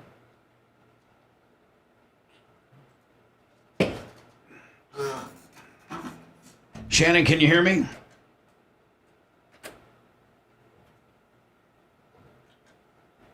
I told him to turn his gain up. Shannon, can you hear me? Oh man, it's getting. Shannon, can you hear me? It's getting nasty out. Hey, bud, what's going on? Can you hear me, buddy? How's that sound? Just a little bit hotter. All right. Perfect, right I'll there. Give you all I have, buddy. Right there. That's all I need from you. All right. Taking more might hurt. You don't hear any? That's not feeding back or No, not distorted. No, not at all. Jesus. Okay. I got you ran right in the middle of the pot, right in the middle, and you just barely touch the red. Damn. All right. It's hot over here. Let me do this. How's that? All right, that's too hot. Let me just back it. All right, buddy. Count to 10. 1, 2, 3, 4, 5. Perfect, right there. There you go. Okay. We got like a minute 54 left. All right. How are you doing? Good. What time did you say it was going to hit here? Run aground? 8 tomorrow. 8 a.m.? 8 a.m. tomorrow morning. 56 mile an hour winds. 34 sustained. Looks like a category 4 from where I'm looking. Yeah, I think it's going to be more like a 3. Bubba Windy. Bubba Windy. All right. All right. So I got nothing to worry about. No, you ain't got nothing to I'm worry about. not concerned. I'm ready. I got a whole house generator, 3 freezers full of meat. I'm ready to go. Yeah, I mean, please. You got a whole house generator. You're set. Yeah. 3 freezers full of meat. And Starlink internet. Bring it, bitches. A hot chick that likes to have sex. Yes. So, I mean, a pool. Yeah. Whatever. Plenty of water. Whatever. How's your afternoon drive show going? Good. As far as I know, we're doing pretty good. Seth Kushner's got a question for you with regards to that. No, not now. Well, okay. We're going to blindside you on the air with it. Okay, great. Okay, better. Much better. 1 minute. See you in a minute. All right.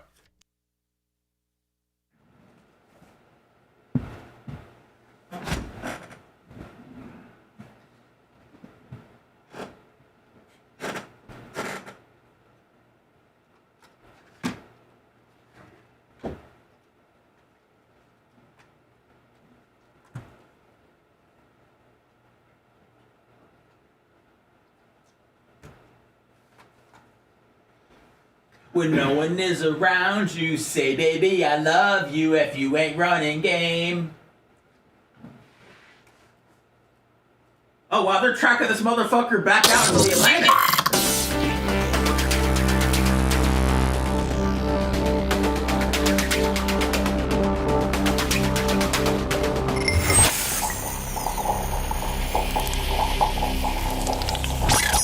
Broadcasting live from the Aquabeto studios. Aquabeto.com, promo code BUBBA. It's the Bubba the Love Sponge Show.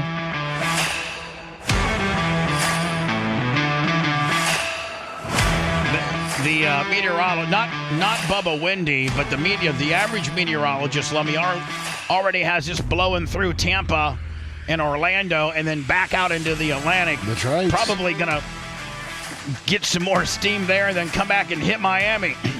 Wouldn't that be a rib? Sure would be. Or go hit Africa. I did get a text from a Democrat. Oh. It was a very good friend of mine. Let me get Shannon Burke on the phone. Shannon, how you doing? I'm doing well. Great. How are you guys doing? I'm gonna read this and let's all be nice, because my response back to my friend was, "Is it my mom?" No, we're just not going to be able to agree on this. Let's not even try. So, this person actually lives in Indiana, and it's very rare to be a Democrat in Indiana. So my friend's already like King Kong on top of the building fighting off the airplanes. And he listens to the show. But, he doesn't politically align with me. He says it's not about turning liberal. It's about what Trump is and his character. Plenty of conservatives are voting for Harris, including Trump's entire cabinet and many others. Bubba, he's unfit and unhinged. I would vote for any other Republican that I thought could run this country. I said, hey, let's not... We're not going to agree on this. Let's not even try. Because my response back to that is, as unfit and unhinged as you feel Donald Trump is, at least I have a definitive answer and I can wrap my head around what he says he's going to do. And that, to me, I think he's going to take a very more aggressive stance on immigration. If unfit and unhinged means he gets on Twitter and goes crazy, maybe we can stop a few of the mean tweets, okay? But I think I think that he's got a better plan on immigration. I think he's got a better plan on energy. I think he's got a better plan on abortion by having no plan, letting it go to the states. And I think he's got a better plan on potentially the Israel and Ukraine conflict. So those are kind of the big hot buttons of what everybody is talking about. And then the other thing is, as unfit and unhinged as he is, at least that's a character trait that I can wrap my head around and I know how he is, whereas I don't have any bearing. Like, obviously, Shannon Burke on the phone, big time Trump supporter, no bones about it. He doesn't even try to be middle of the road like me. He's like, Trump's my guy. But if you were to be completely honest, Shannon, and you were going to say, let me take a step back and let me try to judge Kamala fairly, and I'd say, Shannon, you're a very smart man, very, very, very, very smart. Let's take a step back and give her the benefit of the doubt and tell me right now, from the things that you've seen from her, what she truly, and I want you to be fair, pretend to put your Kamala Harris hat on and tell me what her policies are, what she believes in, and how she's going to fix them. Now, she's had all types of opportunities from 60 minutes to Howard Stern. I don't know anything about her. I still don't. I don't think the average Democrat Nobody does. Can answer that question. Well, she wants to give a $50,000 tax rebate. She says that is a way to help small businesses. It's not. Small businesses don't need tax cuts. If you want to start a small business, you need capital, upfront money, not $50,000 tax break years down the line. That does not support a small business. No, a tax break means you've established yourself as a successful business. You got to make $50,000, and now you're going to give me a tax break. Instead, she should be going into the inner city and other people that qualify for a small business loan and give them $50,000 instead of filling up the Roosevelt Hotel in New York with illegal immigrants and how much that cost. Take that money and give to even if it is minority businesses, give it to Americans. Give it to Americans that want to start a small business. Americans, black, white, green, She Asian. doesn't know. She has no idea. She keeps saying, well, small businesses, that's her answer to everything. If we help small businesses build up that's class. what America's made of, blah, blah, blah. Bubba, nobody knows what her plan is. Nobody knows anything specific besides, I'm going to help you do this, I'm going to do that, I'm going to make everyone going to have a home. Well, nobody knows how she's going to pay for anything. She's going to tax the rich. Yeah, great. Oh, sounds like a great plan. And capital gains. Yeah, I want to tax and future your unrealized gains. gains. And future gains. Stupid. So, again, but you don't even hear her say those things. Like in one setting with you saw the 60 Minutes interview. She cannot answer a question. Well, I mean, right. And I wish she could. Because if she could, I could maybe wrap my head around maybe supporting her. I mean, I don't think I could ever support her, but I'm just saying, like, it would be harder to dog her and harder to be critical of her if I just knew where the hell she stood and she could fix things, and the way she wants to fix things are feasible. By the way, here is Jesse Waters breaking down the Howard Stern, and you know what, Shannon? That was pathetic. Shannon, well, you know it. And here's the thing, it was. And I have always, and I know that you listen to the show and you're familiar with the show, and we've been together. I used to work on the show. Yeah. And we've been together on the show. We've been together when you I was the only person to give you a shot on Radio IO. You and I have a history together. We're friends off the air, very close friends. And you know that even when it's unpopular, I always stick up for Howard. Right. I always do. Somebody called in and be like, man, Bubba, Howard he's forgot about where he came from. I'm a truck driver in Kentucky, and I used to listen to him back on K-Rock, but I just cannot deal with him and hanging out with Jimmy Kimmel and living in the Hamptons. And I'd be like, listen, sir, Howard's changed a little bit, but we all have gotten older. We've changed, you can't have strippers in there anymore. He's trying to wrap up the last few years of his radio job by leaving a legacy of being a good interviewer. He's more interview based. He doesn't want to go out on a baloney on the ass. Right. So I respect that. He wants to go out by saying, hey, in my last year I interviewed Paul McCartney, I interviewed this guy, I interviewed that guy. He's going down now, and listen. When he's on top of his game and he doesn't have an agenda or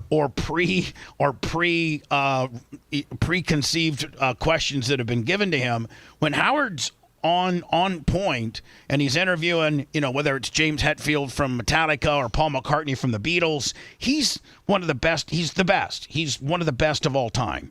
But man, Howard, it's tough for me to, as a friend and as a fellow guy that was, I was your afternoon drive guy, for me to look the other way and stick up for you when things like come out of your mouth, like, if you like Trump or vote for Trump, you're dead to me. I wish you would die. Don't listen to the show.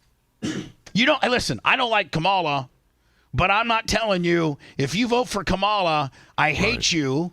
Don't listen to the show anymore. You're dead to me. No, I'm saying, you know what? Vote for Kamala, because that's what makes our country so great. You got your horse in the race, and I got my horse in the race. And you know what? Let the best horse win. But I don't want to lose you. Let's get over this, and listen, this is a small window of, being a talk show host like Shannon and I are, when we get locked into a presidential election that's this highly contested, that this much going on, of course our show, Shannon, I'm sure that you probably get some complaints every once in a while. Your show's too political.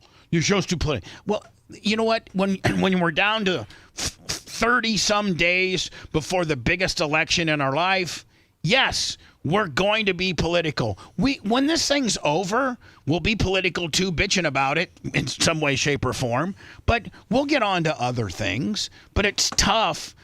We fundamentally, Shannon, there's probably some liberals that listen to your show to hate you because they completely disagree with you. Yeah, I'm sure. But you're not telling them, hey, it's Shannon Burke. Just want to let you know, #1 Florida Man Radio, Fort Walton Beach. If you are a Democrat or you like Kamala or you're going to vote for her, I hope you die and you don't listen. Thank you. No, you're like, no, do your thing, man. Do your thing. I'd like for you to keep listening so you can hear my opinion. But, man, when Howard said that, and I've looked the other way, and it's been brought to my attention so many times, and I am a absolute pimple on his ass when it comes to success, worth. He'll be, he's in the hall. I mean, I'll never achieve the level of success, none of us will, that he has. But when he says those type of things, not only as a friend, but as a broadcaster who worked for you, it's tough, Howard. It's tough to look the other way. Here's Jesse Waters breaking something down that Shannon and I will talk about. Hold on. And yes, I'm voting for you, but I would also vote for that wall over there. See that inanimate object over there with no brain and no pulse? I'd take that over Trump. Or you, same thing. Kamala then revealed something we never knew. She used to work for her mom, and it didn't go well. When she worked in a chemical lab, and she worked on developing cures for breast cancer. Correct. You would go with her as a little girl. Yeah. And clean the test tubes. That was my first job, and that was awful. She fired me. She fired because why? You would like those things have to Because be. I didn't want to do it. I didn't want to do it. Kamala got fired for not wanting to do the job she was hired to do. Some things never change. At one point, Howard was like, "You're VP Wall." He wasn't your pick, was he? Who tells you to? I guess it's a whole think tank, right? When you're. Did Obama advise you on your pick for vice president? No. I made the decision. I made the decision. I mean, there you go. And I why didn't she pick the guy Shapiro. from Pennsylvania? Right. I mean, that we know. We know why. Oh, Shalom. I mean, is that potentially why? Yep. Well, you said it, Bubba. You said it was because he was Jewish. But man, what? I mean, not even working smart. It's not like they don't need Pennsylvania. You got the state that's probably maybe going to control the whole goddamn election. And you know what? Maybe you don't like Jewish people. But man, learn this. You know what? Learn how to play the game. Her husband's Jewish. Well, learn how to play the game so that you can better yourself to win the election. That's how stupid you are. And he's actually more well-spoken and has less baggage than the get off my lawn grandpa that you picked. He's got something to say, too. He can answer a question about a policy. Yeah, he's a pretty good politician. I mean, he's like you said, you know where he stands. He can answer a question, and he's a far better pick than the ass bucket from Minneapolis, whose state is in shambles. I was shocked to hear Stern say that he doesn't like SNL making fun of her. I mean, come on. I mean, that's what we've all done all of our career is make fun of people. Period. Right. I mean, it's just, I don't know, man. And are you surprised with the way that interview went, Bubba? Yeah. Well, no, because I listened to him when he interviewed Joe Biden before Biden had pulled out, and it was just a softball. And, well, here's the thing. Everything that she's done has been a softball. The View was a soft. She even messes up softballs. I heard she messed up The View. She did. Yeah. Bill Zlicker did a great job on 60 Minutes. Yeah, he he did. didn't let her go. He made her answer questions. When she answered it but didn't answer it, he stopped her and said, "Wait a second, that wasn't a question, lady." I need to, you know what, now that we're going to have a couple of days off because of the hurricane, I'm actually going to go back and watch that 60 Minutes deal, but supposedly it's been edited, hasn't it? It sure has. If you're going to watch it from their website, you're going to get a different version of it. Where do I need to watch it where I can watch it that didn't get a different version of it? I just think there's a couple of cuts, like her Yeah, answer about that's the only way you're going to see it, Bubba, is by kind of watching the cuts, the ones that weren't. Yeah. He asked her about Bibi Netanyahu. She gave a word salad answer, and that word salad has been changed to about 3 words on the website. I don't know how they edited it. She gave 2 answers. They made her answer something differently, but CBS doesn't care about the truth. Well, no, none of them really do. Well, they're actually helping her out. They're showing her how she should answer questions with just 3 words and not go on and on and on. Now, what about The View, Lummy? Or Shannon, did you see The View deal? Yes. Well, yeah. What would you change? And can Whoopi? Nothing. I did not see The View. Whoopi, fine. I did not see it, but Whoopi is the most bag-licking, Democrat as I've ever. I mean, she is not even like she's the worst. Her and that Joe Baymeyer or whatever. Joe Behart. They're the worst. Yeah, they're two most highest paid. Yeah, like eight. Shannon, they make like $8 million a year. That's ridiculous. I mean, it is. I mean, not anymore. Everyone on TV is being told they're not going to get a big raise any longer because television is, fallen by the wayside. Now, what do you think? I've seen various polls where Trump's absolutely killing her, and then I've seen polls where she's up 3 points. Where does Shannon Burke stand on that? I've seen a poll that had Trump up 9 points. I do think she made a mistake with her VP pick. Some people say Trump did too. I do it too. Really doesn't matter. But here's the deal, man. Can you imagine? And just tell me what you think. If Trump had picked Nikki Haley, or better yet, Tulsi Gabbard, oh my God, would that not just been a stronger situation? Tulsi Gabbard would have been a home run, out of the park, grand slam pick. Drop the bat, flip the bat to the pitcher, parade around, grab your balls around second, touch the tag on third, and then jump high jumping onto home plate and give the pitcher a suck it. I mean, Tulsi, I hope that he plans on putting her in his cabinet, but man, she would make a hell of a VP, and you can circle back around by saying, I care so much about this country having a woman president that's why I picked the most qualified candidate I feel that could lead this country 4 years from now. That, boom, man, the women like that, I like it. I mean, I think it's a far better pick than this. I think J.D. Vance is a little evangelical, although I think he did pretty well on the debate. And he's a nice guy. And you know what I did like, Shannon? I liked the decorum and the gentlemanly decorum they showed after. I liked that. The VP debate? Yes. Yeah. I found it refreshing. Yeah. I found it refreshing. I don't think Shannon did. I mean, it was fine. VP debates had Tim Walz performed outstanding. Everyone would have paid attention to it. But since he did not, he was a knucklehead. Say everyone says that VP debates don't matter. These don't matter. It's just like Kamala. They say, why hasn't she enacted her plans in the last 3.5 years? And everyone and her defenders say, oh, she's only VP. She's just the VP. She has no power. But then she calls Ron DeSantis, and he didn't take the call. And they go, how dare he not take the vice president's call? She can't do anything for the state of Florida. She's the VP. No power. You said it yourself. Yeah, I mean, and here's the deal. Why doesn't anybody hold her accountable? And I think a couple people have with regards to all these policy changes that you want to make are changes from policy that you were a part of the last 3.5 years. So you're changing these drastic policies, but it's my understanding that, you had a large hand in developing the policies that are broken, that aren't working. I mean, you were second in charge for this entire time. Yeah, I think Joe. I think Joe's angry that he about her. He's mad as hell. We had John Morgan on a couple weeks ago, and he was like, she's not my pick, but I'll support the party, but she's not my pick. Yeah. He wasn't. But then we talked about him rolling. I always bring it up, rolling up and showing you some support when you were in trouble. He's like, "Oh, Shannon Burke, man, I like that guy. That's my buddy." He's a good man. Oh, he is. But you know what? He doesn't like this. He doesn't like this pick. No, he didn't like the way it went down. He didn't like her. I think he was more of a Shapiro or a Bashir guy, which are two completely qualified Democrats that were just tossed to the side. I don't know why. Not even considered.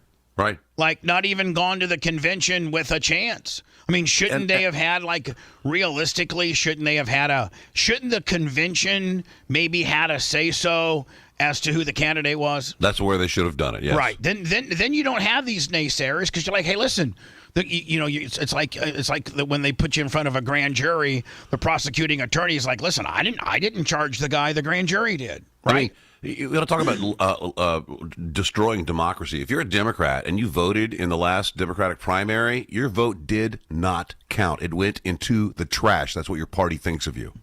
Did you see where they busted somebody, I think maybe in Washington or somebody that a terrorist plot that a Where's guy, Oklahoma? A guy was gonna, was gonna kill people at the polling stations. Probably a Kamala supporter. It was Oklahoma. He was a ISIS. He's And from do you ISIS. notice how we haven't heard much about the nut job that was at the golf course? They kind of swept that under the rug. We've not really heard much about that, have we? We don't know much about Thomas Crooks either. I mean, they're mum on everything. And that guy that was going to do the election day terrorist plot was from. He was an Afghan nationalist that they came over during the definitely a Kamala supporter that they did not vet. So. Yeah, I mean they don't vet anybody. I mean, Gavin Newsom just signed into law that he vetoed a law. California had a law where they were going to make you show identification to vote, and Gavin Newsom said, "Nope, I'm going to vote. We're going to go ahead and veto that. You can walk right in, tell them that you're Joe McGillicuddy from 123 Main Street." Huntington Beach, a red area, right. Passed a local law there that you have to show ID, and nope, they don't like it. Now it's against the law to ask for ID. It's a crime. Really? Yeah. So when that cop pulls me over, I'd be like, "Man, buddy, you're committing a crime. You can't ask me." No, you know why? Because I'm an American, and I'm a white American. It's open season on me. Yeah. It's a shame. Hey, Bubba Wind? Could I get a local forecast here for the Winter Park, Florida area? Yeah. Let me see here, Bubba Windy. It's looking like, let me see, again, about 8 o'clock tomorrow, you're going to have the eye of the storm is going to be about 30 miles south east of you. It's still going to have somewhat of an eye wall, and you're going to be having winds of about 45 miles an hour with about 4 inches of rain. All right. Can you tell, Shannon, can you tell a bunch of people have come into town to seek refuge at all, or just business as usual? I don't get out much, but I know traffic here has been a nightmare. Yeah, guess what? There are people from Tampa that got to drive back today because it's not going to hit. It's going to hit you guys. It's going to hit you guys tomorrow, and it's going to hit us tonight. So, it's They still could move, though, right? No, they got it locked in. They got it locked in. Okay, Bubba Windy said not Hey, moving. listen, Bubba Windy said yesterday at 8:30 that Tampa wasn't in play with regards to storm surge. And Lummy, that's what they've. I mean, yep. I was the only one. Bubba Windy was the only one that had that locked in. They won't update it on the TV, but it's not going to do storm surge. They're not reporting what Bubba Windy is saying. They're hiding the real truth, Shannon. Apparently. Before we let Shannon go and we go over to Alex Stein. Seth, you had an interesting question today that you'd like to address to Mr. Burke. You asked me today if you could ask. Yes, Mr. Burke, Shannon. When can we get Bubba on your show? Bubba's got some things to promote, and we need to get this. We need to get a two-way relationship here going live on live. Anyway, anytime at all. But Bubba usually is at pill 30 when I get on the air. He's both been up to like 7 or 8 lately. It'll be like, hey, Bubba, I got Bubba the Love Sponge. What show am I on right now? Who? That's good content for us to replay the next day. You're right. Shannon Burke. You're right. I know Shannon Burke. His wife's got the best jugs ever. Oh my God, she does hair. I think his daughter's a swimmer. He's got like 4 or 5 Harleys. He did a little jail time. That's my guy right there, Shannon Burke.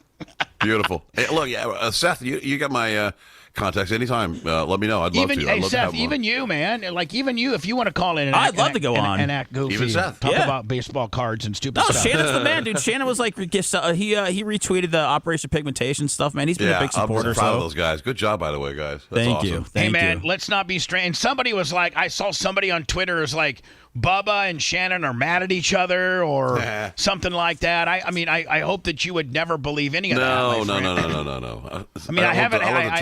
It's good for engagement. I haven't had you on nearly like I should. We need to probably be a little bit more consistent with that. But Shannon and I, man, we're good. Like we are. Ride or die. Yeah, right. Exactly. But Bubba, you could get now with the new lineup. You could get Shannon on Fridays with Lasker.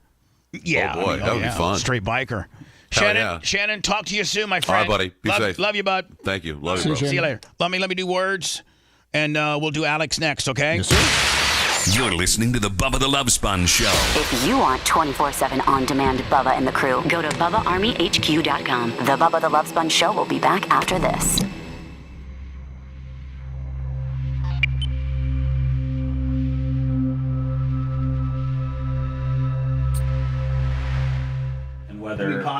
Not whether he just does it off promotion or whatever, but that would be our biggest one. All right, I'll talk to him. Okay, I mean, like, just half hour, man. And all I gotta do is Conrex him up. He could do it, or you could do it from your house, and he could have you, he could have you, on his rig. It's very easy. The setup's easy. It's just about you guys having the time. But if you guys did 30 or 45 a week, man, I think that would increase our downloads by like 30%. Look, then I'll do it. Okay. I'll do it. Starting on Monday, I'll start looking into his availability. Yeah, I think, and I maybe he'll do a one-off with me every now and again, but I think that'd be awesome. Hey. Oh, no. That's where it was from. Yeah, no shit. But I'm not going to say that. Yeah. Just because, Yeah. the fucking trolls. Yeah. So it was from my buddy Denzel. Did you know my buddy Denzel from Indiana? He's a Jewish guy, and he's a white guy, and his real name. Oh, thank you. If they say you can't go somewhere, just say you're with the radio station. His real name is Denzel Leroy Lewis. His real name. Okay. Jewish guy. Yeah. Terre Haute. And when we were in college, when we would go for grant free money grants and stuff. Gas X? Yeah. No, I don't want one. Oh, good. Okay. He would skip the ethnicity part, just act like he forgot to fill it out, and he would get a loan, a $15,000 a year grant every year for being an African American. Oh yeah, yeah. Based because his real name is Denzel Leroy Lewis, and so we would party all year on that $15,000. Man, I wish I could run some college scams. I mean, really. And he didn't falsify the document because he just didn't. If you just don't check it, you're not lying. You just forgot to check it. Yeah. I gave Erica 2 of those for you and her. Oh, those. Access letter. We got a new one for this one. Oh, new one? Yeah. She's got a copy for you. Thank you.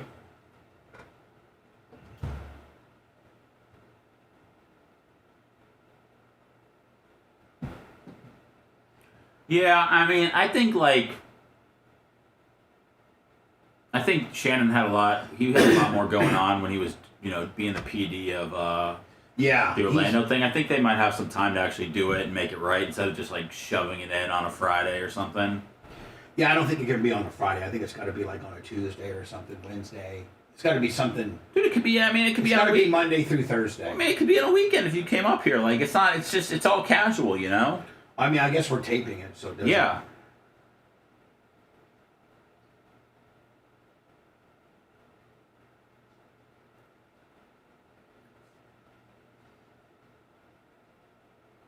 I gotta see where Stein got that jacket. That's really fucking sweaty.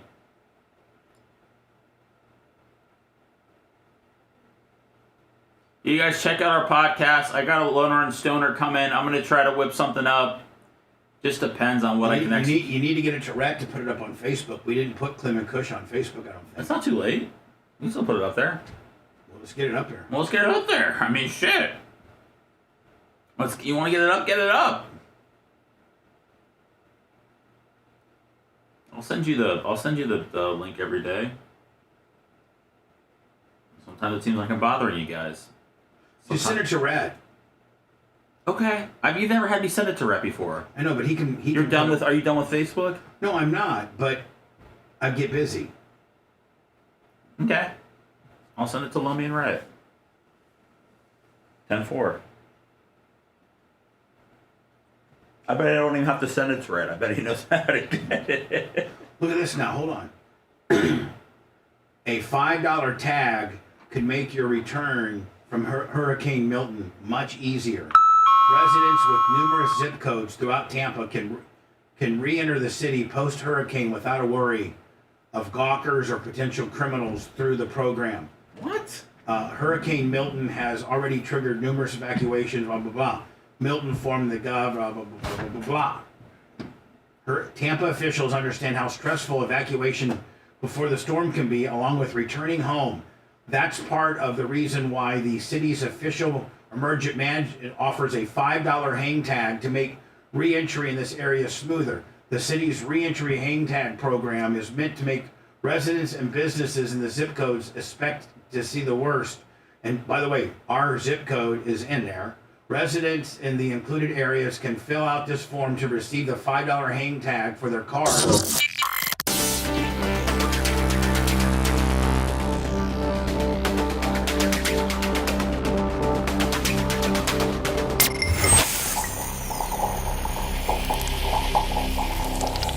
Broadcasting live from the Aquabedo Studios. Aquabedo.com, promo code BUBBA. It's the Bubba the Love Sponge Show.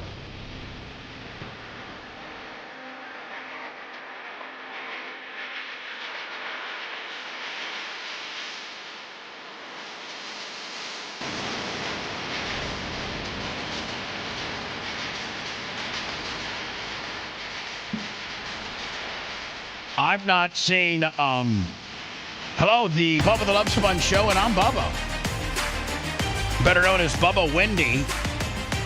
Very, well, the newest in the meteorologist community. And now, from the Bubba Windy Weather Center, the most accurate and dependable forecast, claiming to never be wrong. Our chief meteorologist, Bubba Windy. Lummy, I'm waiting for Alex Stein to hook up. Is he okay? Is he in the path of another storm? No, come on, we're waiting for you. Yeah, I don't know. Might as well continue to run. He didn't see the link, so This is literally catastrophic, and I can say without any dramatization whatsoever, if you choose to stay in one of those evacuation areas, you're going to die. Well, Lummy, I just got a report from the city of Tampa. Yes. Which this is just absolutely idiotic. It says, fill out this form. Tampa officials understand how stressful evacuations before a storm can be, along with returning home after the storm has been passed. That's part of the reason why the city's Office of Emergency Management offers a $5 hang tag to make reentry smoother. The city's $5 hang hurricane reentry program is meant for residents and businesses in the zip codes expected to be the most damaged. By the way, the studio is in our zip code is one of the ones they offer. Oh. Residents in the indicated areas can fill out this form, which they have a link to receive a $5 hang tag for their cars, which allows for convenient verification that the people trying to enter the evacuated areas actually live there or have a business there. $5? Well, I mean, but hold on. Isn't it a little late because you've already left your house? Where are they going to send it to? Your hotel in Orlando? Well, I know what they do for like the beach people, which they give them to you for free, is you show your license and then you go pick them up so you can go in and out. Well, how am I going to get this $5 hang tag? I want to look super official as I'm boss hogging my truck, around town. They'll probably set up sites that you got to go pick it up. Or maybe they send it to you and you print it. You could do that too. Maybe that. Yeah. I'm going to get the merch crick on it.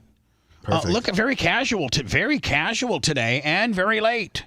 I was texting Lummy, and then he didn't kind of confirm whether I was coming on. Yes, I did. Don't lie. I mean, listen. I mean, even during catastrophic events, we have you on, my friend. You are locked in. You are a Wednesday lock-in, my friend. I know. I'm locked in fully. I just thought you guys. I saw you kind of calling out Howard Stern a little, and I thought that was. Well, I mean, don't you think that I got to? Well, I'm a Howard Stern mark, and this is my. No, listen. Nobody. I mean, you may be a mark, but he's my actual friend, me and you friends. It's tough for me to call him out, but I mean, I got to. Well, this is the thing is I don't even care about Howard's politics really. Like, it is lame that he's this liberal considering he has, $500 million in the bank. But the worst problem, you nailed it with the Marcy Turk thing, is that Howard went from having this edgy, cool show where he would ask celebrities, their most embarrassing questions, and then he brings on Marcy Turk and he becomes the America's Got Talent host. He's basically Piers Morgan now, and that's what's frustrated. And Piers Morgan's a talented guy. Howard's still a talented. And here's the thing, man. I mean, you can do that. You can do that as you're wrapping up your career and you want to kind of redefine your legacy and you want to be known as you don't want to be known as a girl that has girls doing the things that the Sibian and things like that. I don't do that either. And you want to go down and he's an unbelievable interviewer when he interviews. When he's not, yeah, but he didn't ask Kamala one funny question. When he's allowed to interview them the way he wants to interview them, and he's not given a set of questions or he has an agenda, Howard's the greatest interviewer of all time. So I can see that, in the last few years of his life, he's wrapping it up. He's doing, he has I've seen his Post Malone interview, which was great. I've seen his Lady Gaga. I've seen his Paul McCartney, his Metallica. Like, he's a great interviewer. He really, really is. But hold on. To fundamentally and to change your show from being edgy and having chicks on the Sybian and things like that, and then moving it to more of an interview-based show, I get it. That's going to help you establish your legacy. Oh, your cat's so pretty. It's got its little eyes closed.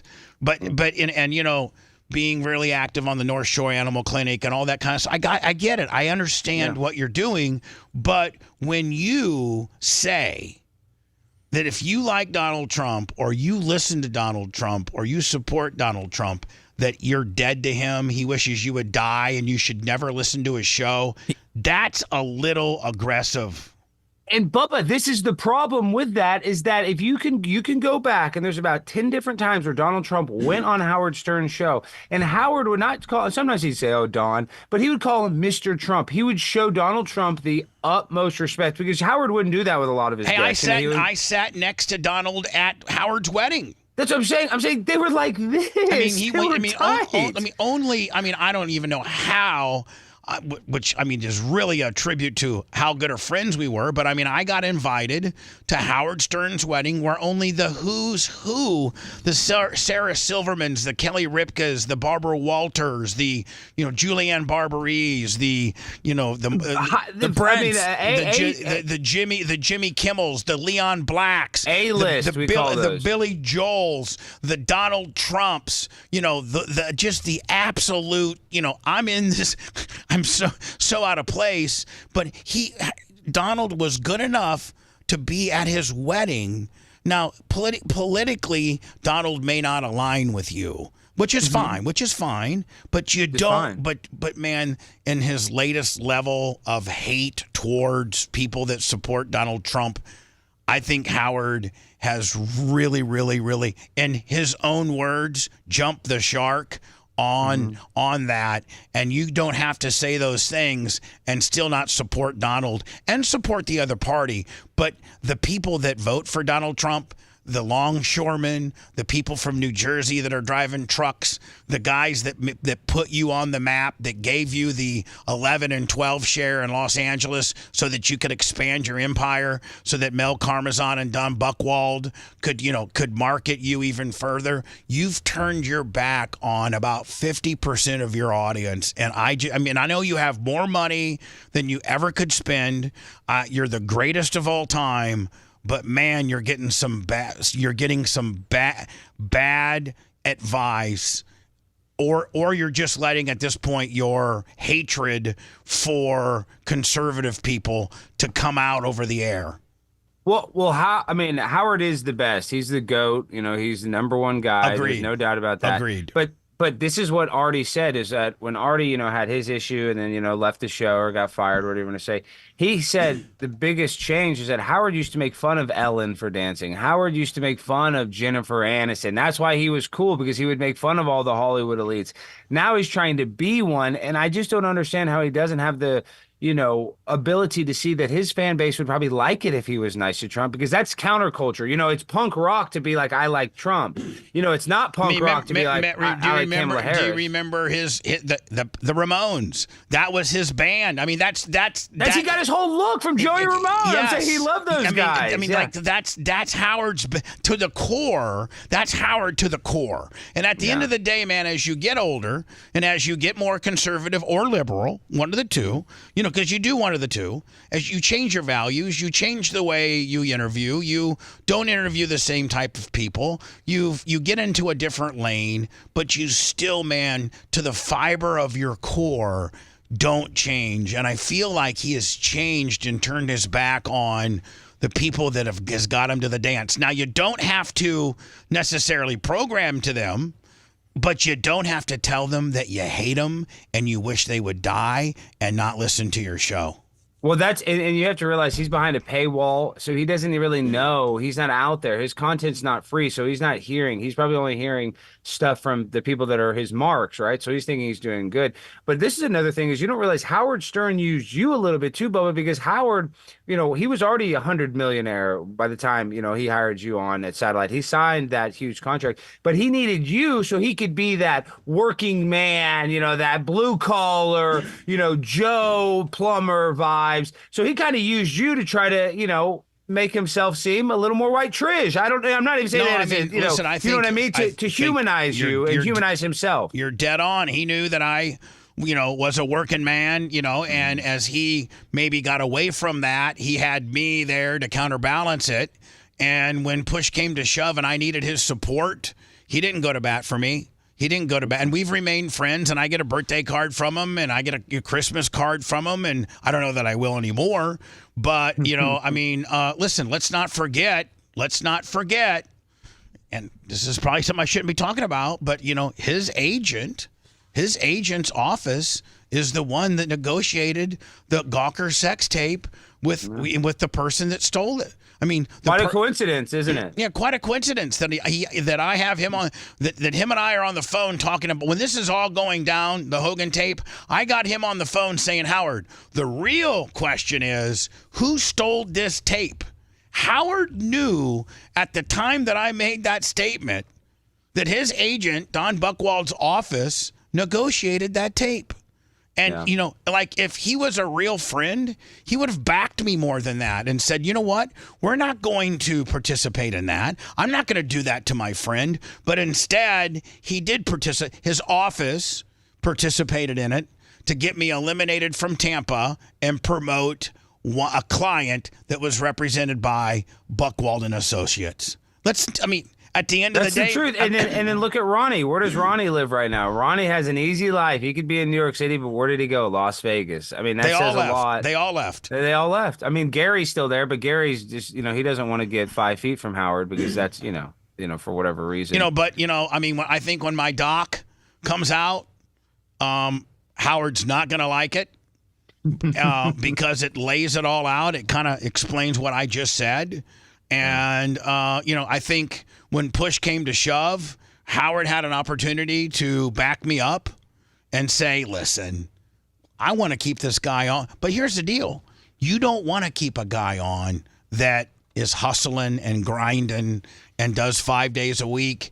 You don't want that guy on because, listen, Tim Sabian told me one time in private, listen, Don Buchwald rolled up in here and told me to get rid of you. Because, this is something. Tim said that? Tim Sabian said that. Wow. Tim Sabian said that. He's the program director at Satellite. Who was the program director of Howard 101, Howard's channels. And Don Buchwald walked. This is stuff I probably shouldn't be saying, but it's the truth. I'll say it now. I mean, maybe there'll be, troll pages that try to break this down. But Tim Sabian told, and we've remained close, said that Don Buchwald walked into Tim Sabian's office and said, when I was in the middle of contract negotiations, and said, we have to get rid of him. Offer him something so insulting that he's not going to take it, because if we don't, SiriusXM is going to use him to negotiate against Howard. And they're going to go to Howard and say, why are we going to give you $100 million when we got a guy that'll do 5 shows a week and that can probably maintain your audience for $2 million? So that makes Howard's negotiation power far less, and it gives him an opportunity to have an alternative. Not that I am as talented as he is, but listen, the data that they had, phone callers, attempt phone callers, and they have data. Yeah, but Bubba, Satellite's all fake because you guys are just in every new car and every rental car. That's what keeps it going, though. But I know, but they hired Nielsen Arbitron to do a ratings. But they wouldn't give you the book. Howard says he doesn't get his book. No, hold on. I'm going to tell you some very inside story. Nielsen Arbitron wanted their business. And so Nielsen Arbitron went to SiriusXM when I was there with Howard and said, listen, we'll give you 2 free ratings periods for free so that you guys can better analyze which channels are doing what, who's listening to what, and you guys can use that data to sell to advertisers or make programming adjustments as to who's listening to what. You know what I'm saying? Okay, there's a ton of people listening to Howard, and there's nobody listening to Martha Stewart. We need to make some changes. They did. Nielsen Arbitron did 2 free books for them. This would normally have cost a couple $1 million to get this survey done. They did. Was this a month? How long's a book for satellite? It was a month. It was a month. It was a month. It was a month, and they did 2 different months, and gave. It was a sell job for SiriusXM to buy the service, and within that data that was shared to us, we ranked higher than Howard. We ranked and had a higher cum. Now, it might have been that there's more people up in the afternoon. And you were on in the afternoon. I think that helped you out a lot. It did. I'm not saying that, being in there might have been more people up in the afternoon and the morning. But wait, they had 2 pieces of data. That and how many call attempts, how many people are trying to call your phone through your phone and we smoked Howard on both. And so the 2 pieces of data that they had, we skewed well, and Buchwald was afraid they were going to use that data and say, hey, I know you want $100 million, but Bubba, we can give literally $2 million. That's it. And he may not be you, but he doesn't have to be. He's kind of like you. He's been anointed by you. Your fans like him. He'll be fine. We can save $98 million. Yeah. And they got rid. And I've never told that story. Don't know that I should have. But that's the story. That's the real story. And it all adds up. Howard calls me December 31st, 2011, when it was done. And I can remember I was at the Clem gym, and he called me at 4 p.m, and he's like, hey, you're not coming back? I'm like, nope. They offered me, I was making $1 million a year, and they offered me a $200,000 take it or leave it. And so I'm going to try to go do internet. Wait, time out. You went from $1 million to a $200,000 a year offer? That was their offer. Not, hey, and so we used to actually on Friday mornings, because Howard took Fridays off, they would actually pipe me. I would do Howard's morning show on Friday because they wanted a live show. You'd be on 100. Yeah, I'd be on Howard 100. And they would simulcast my terrestrial show. It was cleaner, but it was still, me. Yeah. And, so, here's a guy that they have some data that shows I'm doing real good. You'd see some of my appearances. There'd be a line a mile long. I mean, it was just, we were killing it. And they come to me, rather than to say, hey, you're filling in for Howard on Fridays. You're killing it. Everywhere you go, you sell out. We appreciate you. We thought we were going to get a raise. We're like, hey, man, they're going to come in at $1.5 million, maybe $2 million, long-term deal. They give me a $200,000. I was making $1 million. Yeah. Year to year. They would never give me a long-term deal. It was 1 year after 1 year after 1 year. Started in 2006. My last year was 2011. Which is annoying because you're always negotiating during the year. Yeah. I mean, that's a pain. And so they come to me, and it's the final offer from Scott Greenstein. It's the final offer, and it's $200,000. I did a story on the Hollywood Reporter or Variety or something like that, and it was $200,000. Take it or leave it. Not. Hey, you're killing just it. The fact they went down that it just says it all. You know what I mean? So Howard calls me. He's like, "Really, man? He first of all, he knows everything that's happening around there. He tries to play like he doesn't, but he did, and he knew it, and he knew I wasn't going to take it. I mean, just my pride in itself. You know what? Hindsight being, I probably should have taken it. I could have. Yeah, because you just would do the afternoon show. You could have really phoned it in, but that's still not a lot of. I mean, the $800,000 haircut, a decrease. Yeah, is when I got a stat. Personal. Yeah, it is. It's personal. And so, like, he was like, "Oh my God, I didn't know that. I don't think it's probably too far along the line for me to do anything about it." Did Tim know about it? I thought Howard told you he would never help you out with money, right? And then what he said when he signed when my first day I met him, when in Don's office, he said, "Don't ever promise me to," and he called up my bread. He said, "Don't ever get me involved in your bread." And I said, "Okay, I never will make that call." So, when they're doing this, when they're making these these disrespectful offers, I've been told by Howard face to face, don't call me about your bread. So I didn't call him. Yeah. So, of course, on the 31st, he's like, why didn't you call me, man? I'm like, Howard, what was your first rule when I met you at Don Buchwald's office? What was your first rule to me? He's like, don't get me involved in your bread. I'm like, I did what you told me to. He's like, man, I mean, yeah. But it's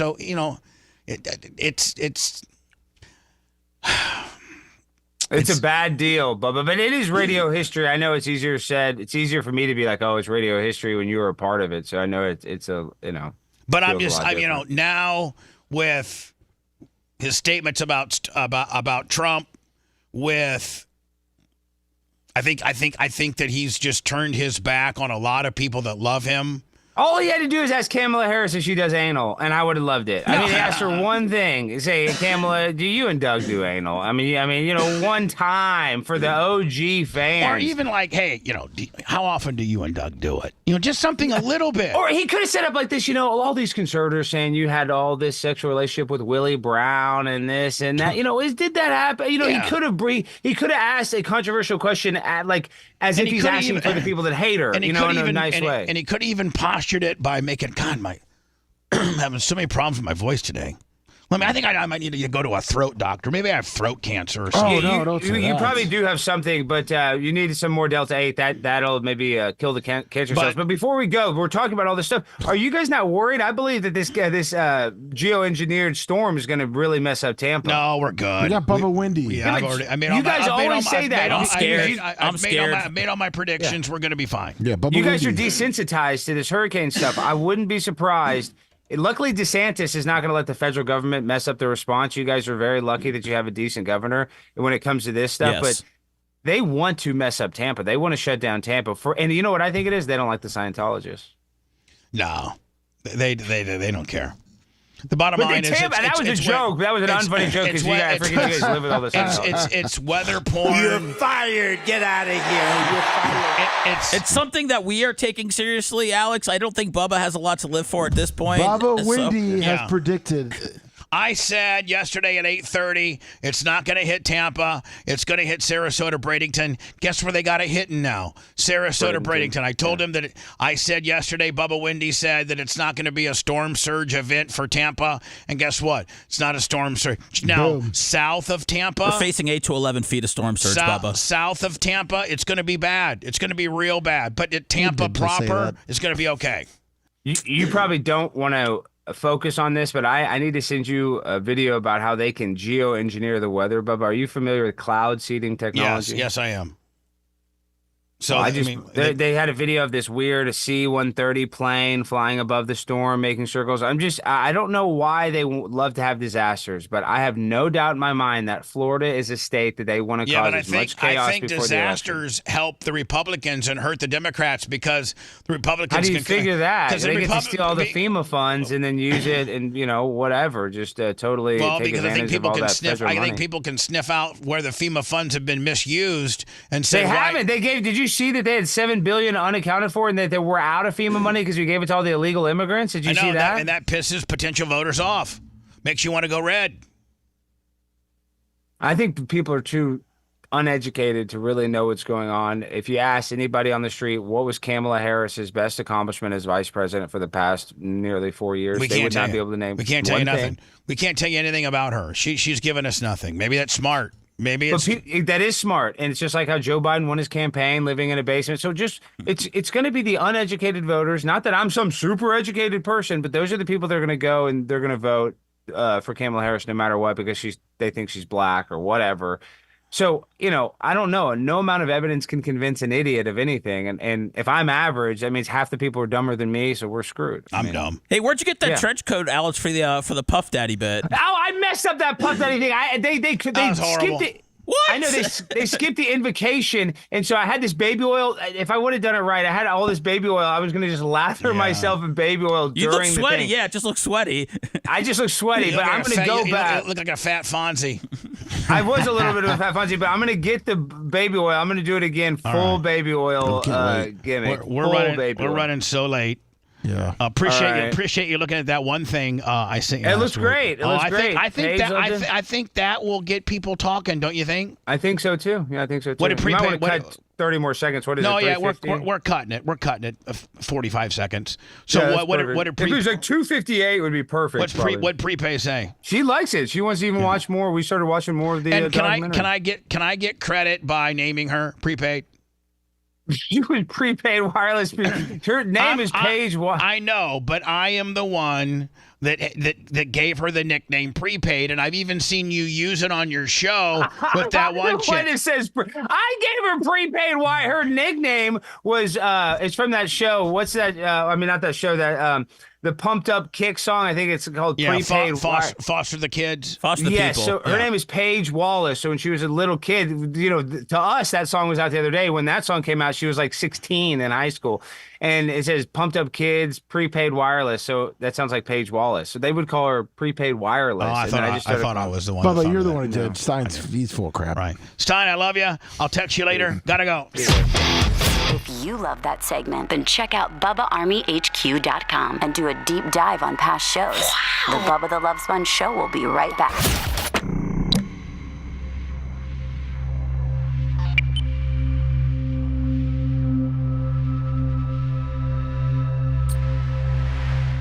It's only 8 to 12, Seth. Only 8 to 12. Suck it, Seth. Only See, and hold on. It's only It's still really not catastrophic. shit, but they got. This is the only thing they got left for their listening. Have you gone outside today? No, but hold Have on. you go outside? Hold on, let me hear you. Go outside. Sarasota and fucking that's not their TV Metro. No. Sarasota has their own TV Metro ratings, okay? Sarasota has its own market. So Tampa market has to fucking come up with the last ditch effort to keep people in Tampa fucking scared. Well, they've got me scared. Well, they Go got- outside, it's raining. And so, Mummy, what's the last thing we can hold on to? Storm surge. Storm surge 8 to 12. Yep. And 9 inches of rain. They can suck my fucking dick. Bubba windy. We're so fucked. 8 to 12 inches now. You're 12 feet. 12 inches of rain. We're fucked. We're fucked. It's already like 6 inches out there. Well, I mean, guys, Lummy's had to play this role for the last few days, but he's scared. He's got a family. But I don't know what I'm gonna do. He's got to sign off on this bullshit weather report that Bubba's been given. I mean, they didn't give me a fucking placard to look at the Tampa house. Bubba, Lummy's going to be literally holding his, the roof down with one hand in his house today. I have two goats flying around the Goats backyard. flying. Goats flying. I mean, come on, guys. Don't encourage this Bubba Wendy stuff. I have not seen anything that says nothing's going to happen. This right here, look. Nothing's happening. It's changing. It's changing for sure. Because it looks like the sweet spot Sarasota, but it's still 100-mile-an-hour winds. Boy, I tell you what, go to Newport Richie now. It doesn't look so bad. It looked really bad like a couple days ago, but now. The only thing you're gonna get Newport Richie's like what I'm gonna get in Lutz is wind and rain. Yeah. A bunch of rain. You think the power's gonna stay on? It depends on where in Newport Richie. I don't know where I am in Newport Richie. Newport Richie's Newport Richie to me. I don't fucking know. Newport Richie's pretty fucking big. Is it? What about? I thought Trinity had it. Trinity has a lot of trees. Shut up, ML Pope, you racist cocksucker. Uh-oh. Go suck Hezbollah's cock. Oh no.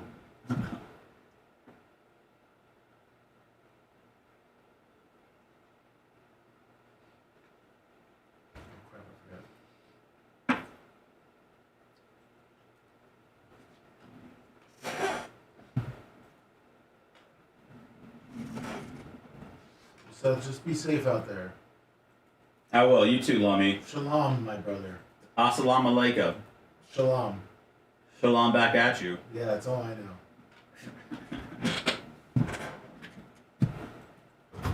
Fucking Bubba Wendy, bitches. Nailing it. Nailing it. God forbid Seth throw fucking his fucking guy that believed in him a bone. Fucking believed in him so much. He's believing He actually quit me He's for believing a this fucking bullshit that's on Fox 13. for a mental health job, and then fucking I was let go from my position. comes back. So Lummy, this is so residents can be in the included areas can fill out this form to receive a $5 tag for their cars which allows for a convenient verification that people that have been evacuated can re-enter more smoothly. By the way, what a bitch! During $5 yeah, during a hurricane. During a catastrophic hurricane event, public safety officials will screen vehicles trying to reattempt the impacted area. In effort to avoid long lines, the vehicle re-entry hang tag will allow public safety officials to quickly identify vehicles approved to re-enter and will not have to wait in long lines. Those vehicles will be waved through, bypassing the normal public screening required to enter the affected area. The re-entry hang tag program will enhance safety and speed up recovery process. Are you fucking kidding me? It's what they do on the beach, Bubba, and it still takes forever, and they give it to you for free. Jay Castor's a greedy bitch. Fucking $5, you gotta fill it out. I got a fucking ingrown nail on my toe and on my fucking pinky. That's bullshit. Do you guys know how fucking crippling that is? Jane Castor doesn't have a finger. I mean, I'm gonna die because of these injuries, not because of the catastrophic. I think our paperwork is the same as that Mach got us, don't you think? Lummy? Didn't Macho make this? No, it's official. Official? It should work, Bubba, but I'm not leaving the area. So you're good. Well, if you do go, you gotta show. What is with her sports jacket? That's not a good look.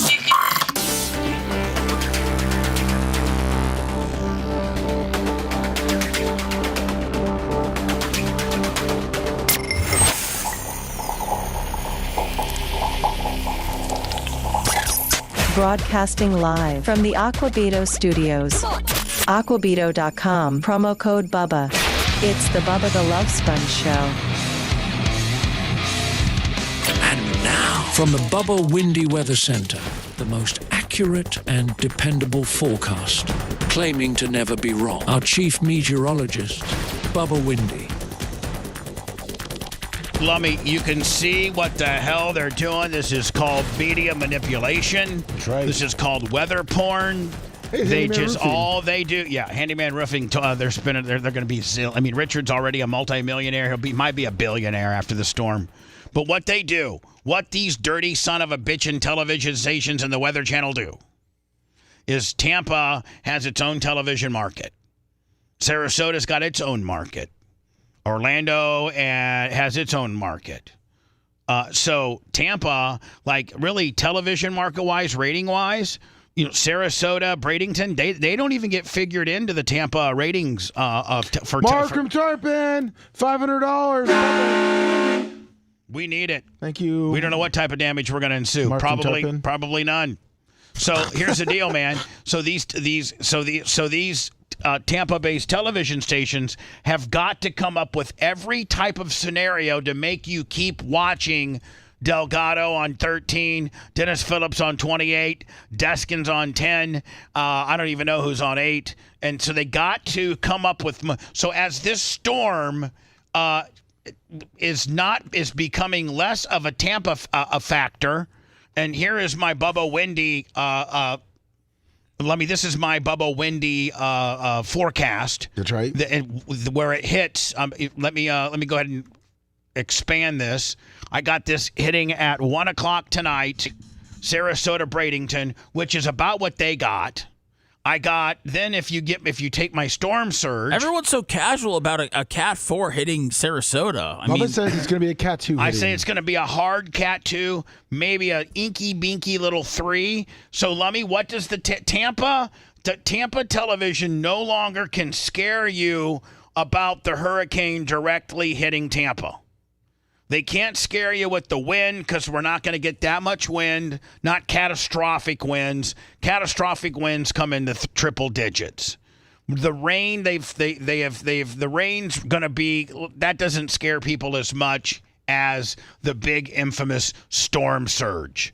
That's what they got people freaked out with. Well, don't forget they started using the word life-threatening wind. I mean, let's listen. Let's not forget it was only one day ago that our mayor said this. This is literally catastrophic. And I can say without any dramatization whatsoever. If you choose to stay in one of those evacuation areas, you're going to die. And here's what I don't understand, Lummy. They've already sent me an email trying to send me a $5 reentry tag. That's a bunch of They crap. want me to come back to my evacuated area. So if I'm gonna if I'm gonna die, you're going to die. Why are you trying to give me a reentry thing? They want your $5 before you're dead. And so they can't scare you. Tampa media cannot scare you over this hurricane as much as they were able to scare you a day ago, because it's dissipated now to be more of a south of the Sunshine Skyway. So they only have one thing left to scare you with, and that's storm surge. And you've told me, Lummy, that while we were doing break, that they now have reduced Pinellas County storm surge from 8 to 10 to now 5 to 7. No. It was from 9. It was from 9 to 13, and now it's from 8 to 12 feet. 8 to 12. Yeah, so they've already reduced them. Well, we're still looking at 8 to 12 feet. Now, Lummy, I made my very, very, very accurate prediction yesterday at 8:30 as to where landfall was going to be. That's currently on my TV screen, my map. Hopefully they'll show it, and it's what everybody is forecasting is going to happen. Now, if I use my surge map, storm surge, Lummy, if you look at Pinellas County, and this is at 5 o'clock, let's move it to 2 o'clock. This is at when the storm is actually hitting land. To me, it looks like this is now, Lummy, if we were to talk Pinellas County, that's this right here, right? Yes. From Bayonet Point down to here, it looks like, and I'm not the smartest dude in the world, but it looks like all of these waves are going out, not in. They're not going in. They're coming out. Even as far south as the Sunshine Skyway, they're going out. Do you see any waves going in to Pinellas County? Unless I don't know how to read this map correctly, it looks like to me that we're getting sucked. Now, if you go to the 5 o'clock, which is a few more hours, and if you look at Davis Island and the inlet here by the Courtney Campbell and the Howard Franklin and the Gandy, it still looks like it's all going out. Now, that's horrible news for the Whizzies and the Iggies and all of our good friends south of us, because it's looking like this is going to be one hell of a storm surge event. It's just not going to be for Pinellas County. I don't know why, because, and so, Lummy, within television ratings genre in the Tampa area, that's the only thing they can scare you with now. Look how far south they've got it moved. Yeah, way south. And so... way south. It's like 30 miles from here. Yeah, 30 miles is 43 everything. miles. 43 miles from here. That's far. I'm not taking the life jacket off until Friday. You found me the surge. Yep. My new surge gimmick. To me, maybe I'm wrong here. Look, they got the mayor of Plant City talking. I mean, this is a... To me, it looks like this is not an what? Well, it's certainly it's thank you. AM 820 is holding us over for as long as we want to go, and I would say probably Fort Walton Beach as well. It's certainly. I'll be out there whenever we're done, Phoebe. I promise you, it's not this. This is literally catastrophic, and I can say without any dramatization whatsoever, if you choose to stay in one of those evacuation areas, you're going to die. And let me also end the program with this. The views and weather prediction made by Bubba Windy are not necessarily those of our advertisers or this radio station.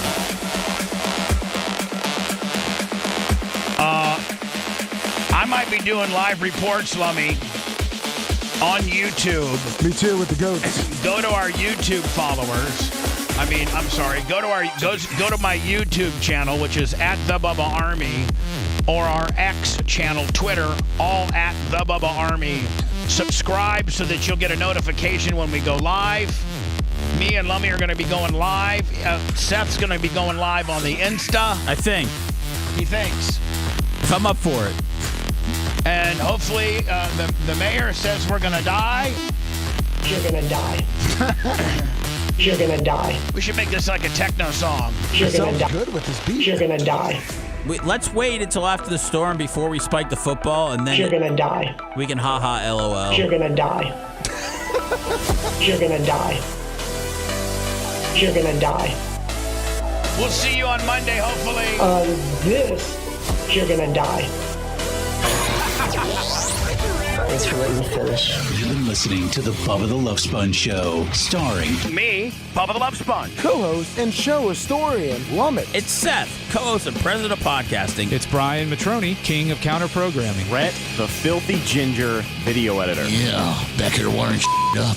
It's Mini Macho. The BRN agent, Thomas Buttoned Up B. Co-host, Dr. Dan Diaco, Esquire, of Council. Co-host, J. Diaco, Esquire, the Spitting Cobra of Council. Now, time for the legal disclaimer. Exactly. The Bubba the Love Sponge Show is intended solely for the enjoyment of our listening audience. Any rebroadcast, retransmission, or other use of this show without express written consent of the Bubba Radio Network is prohibited. We must dissuade him of this delusion. Until next time, always remember. I'll repair hello.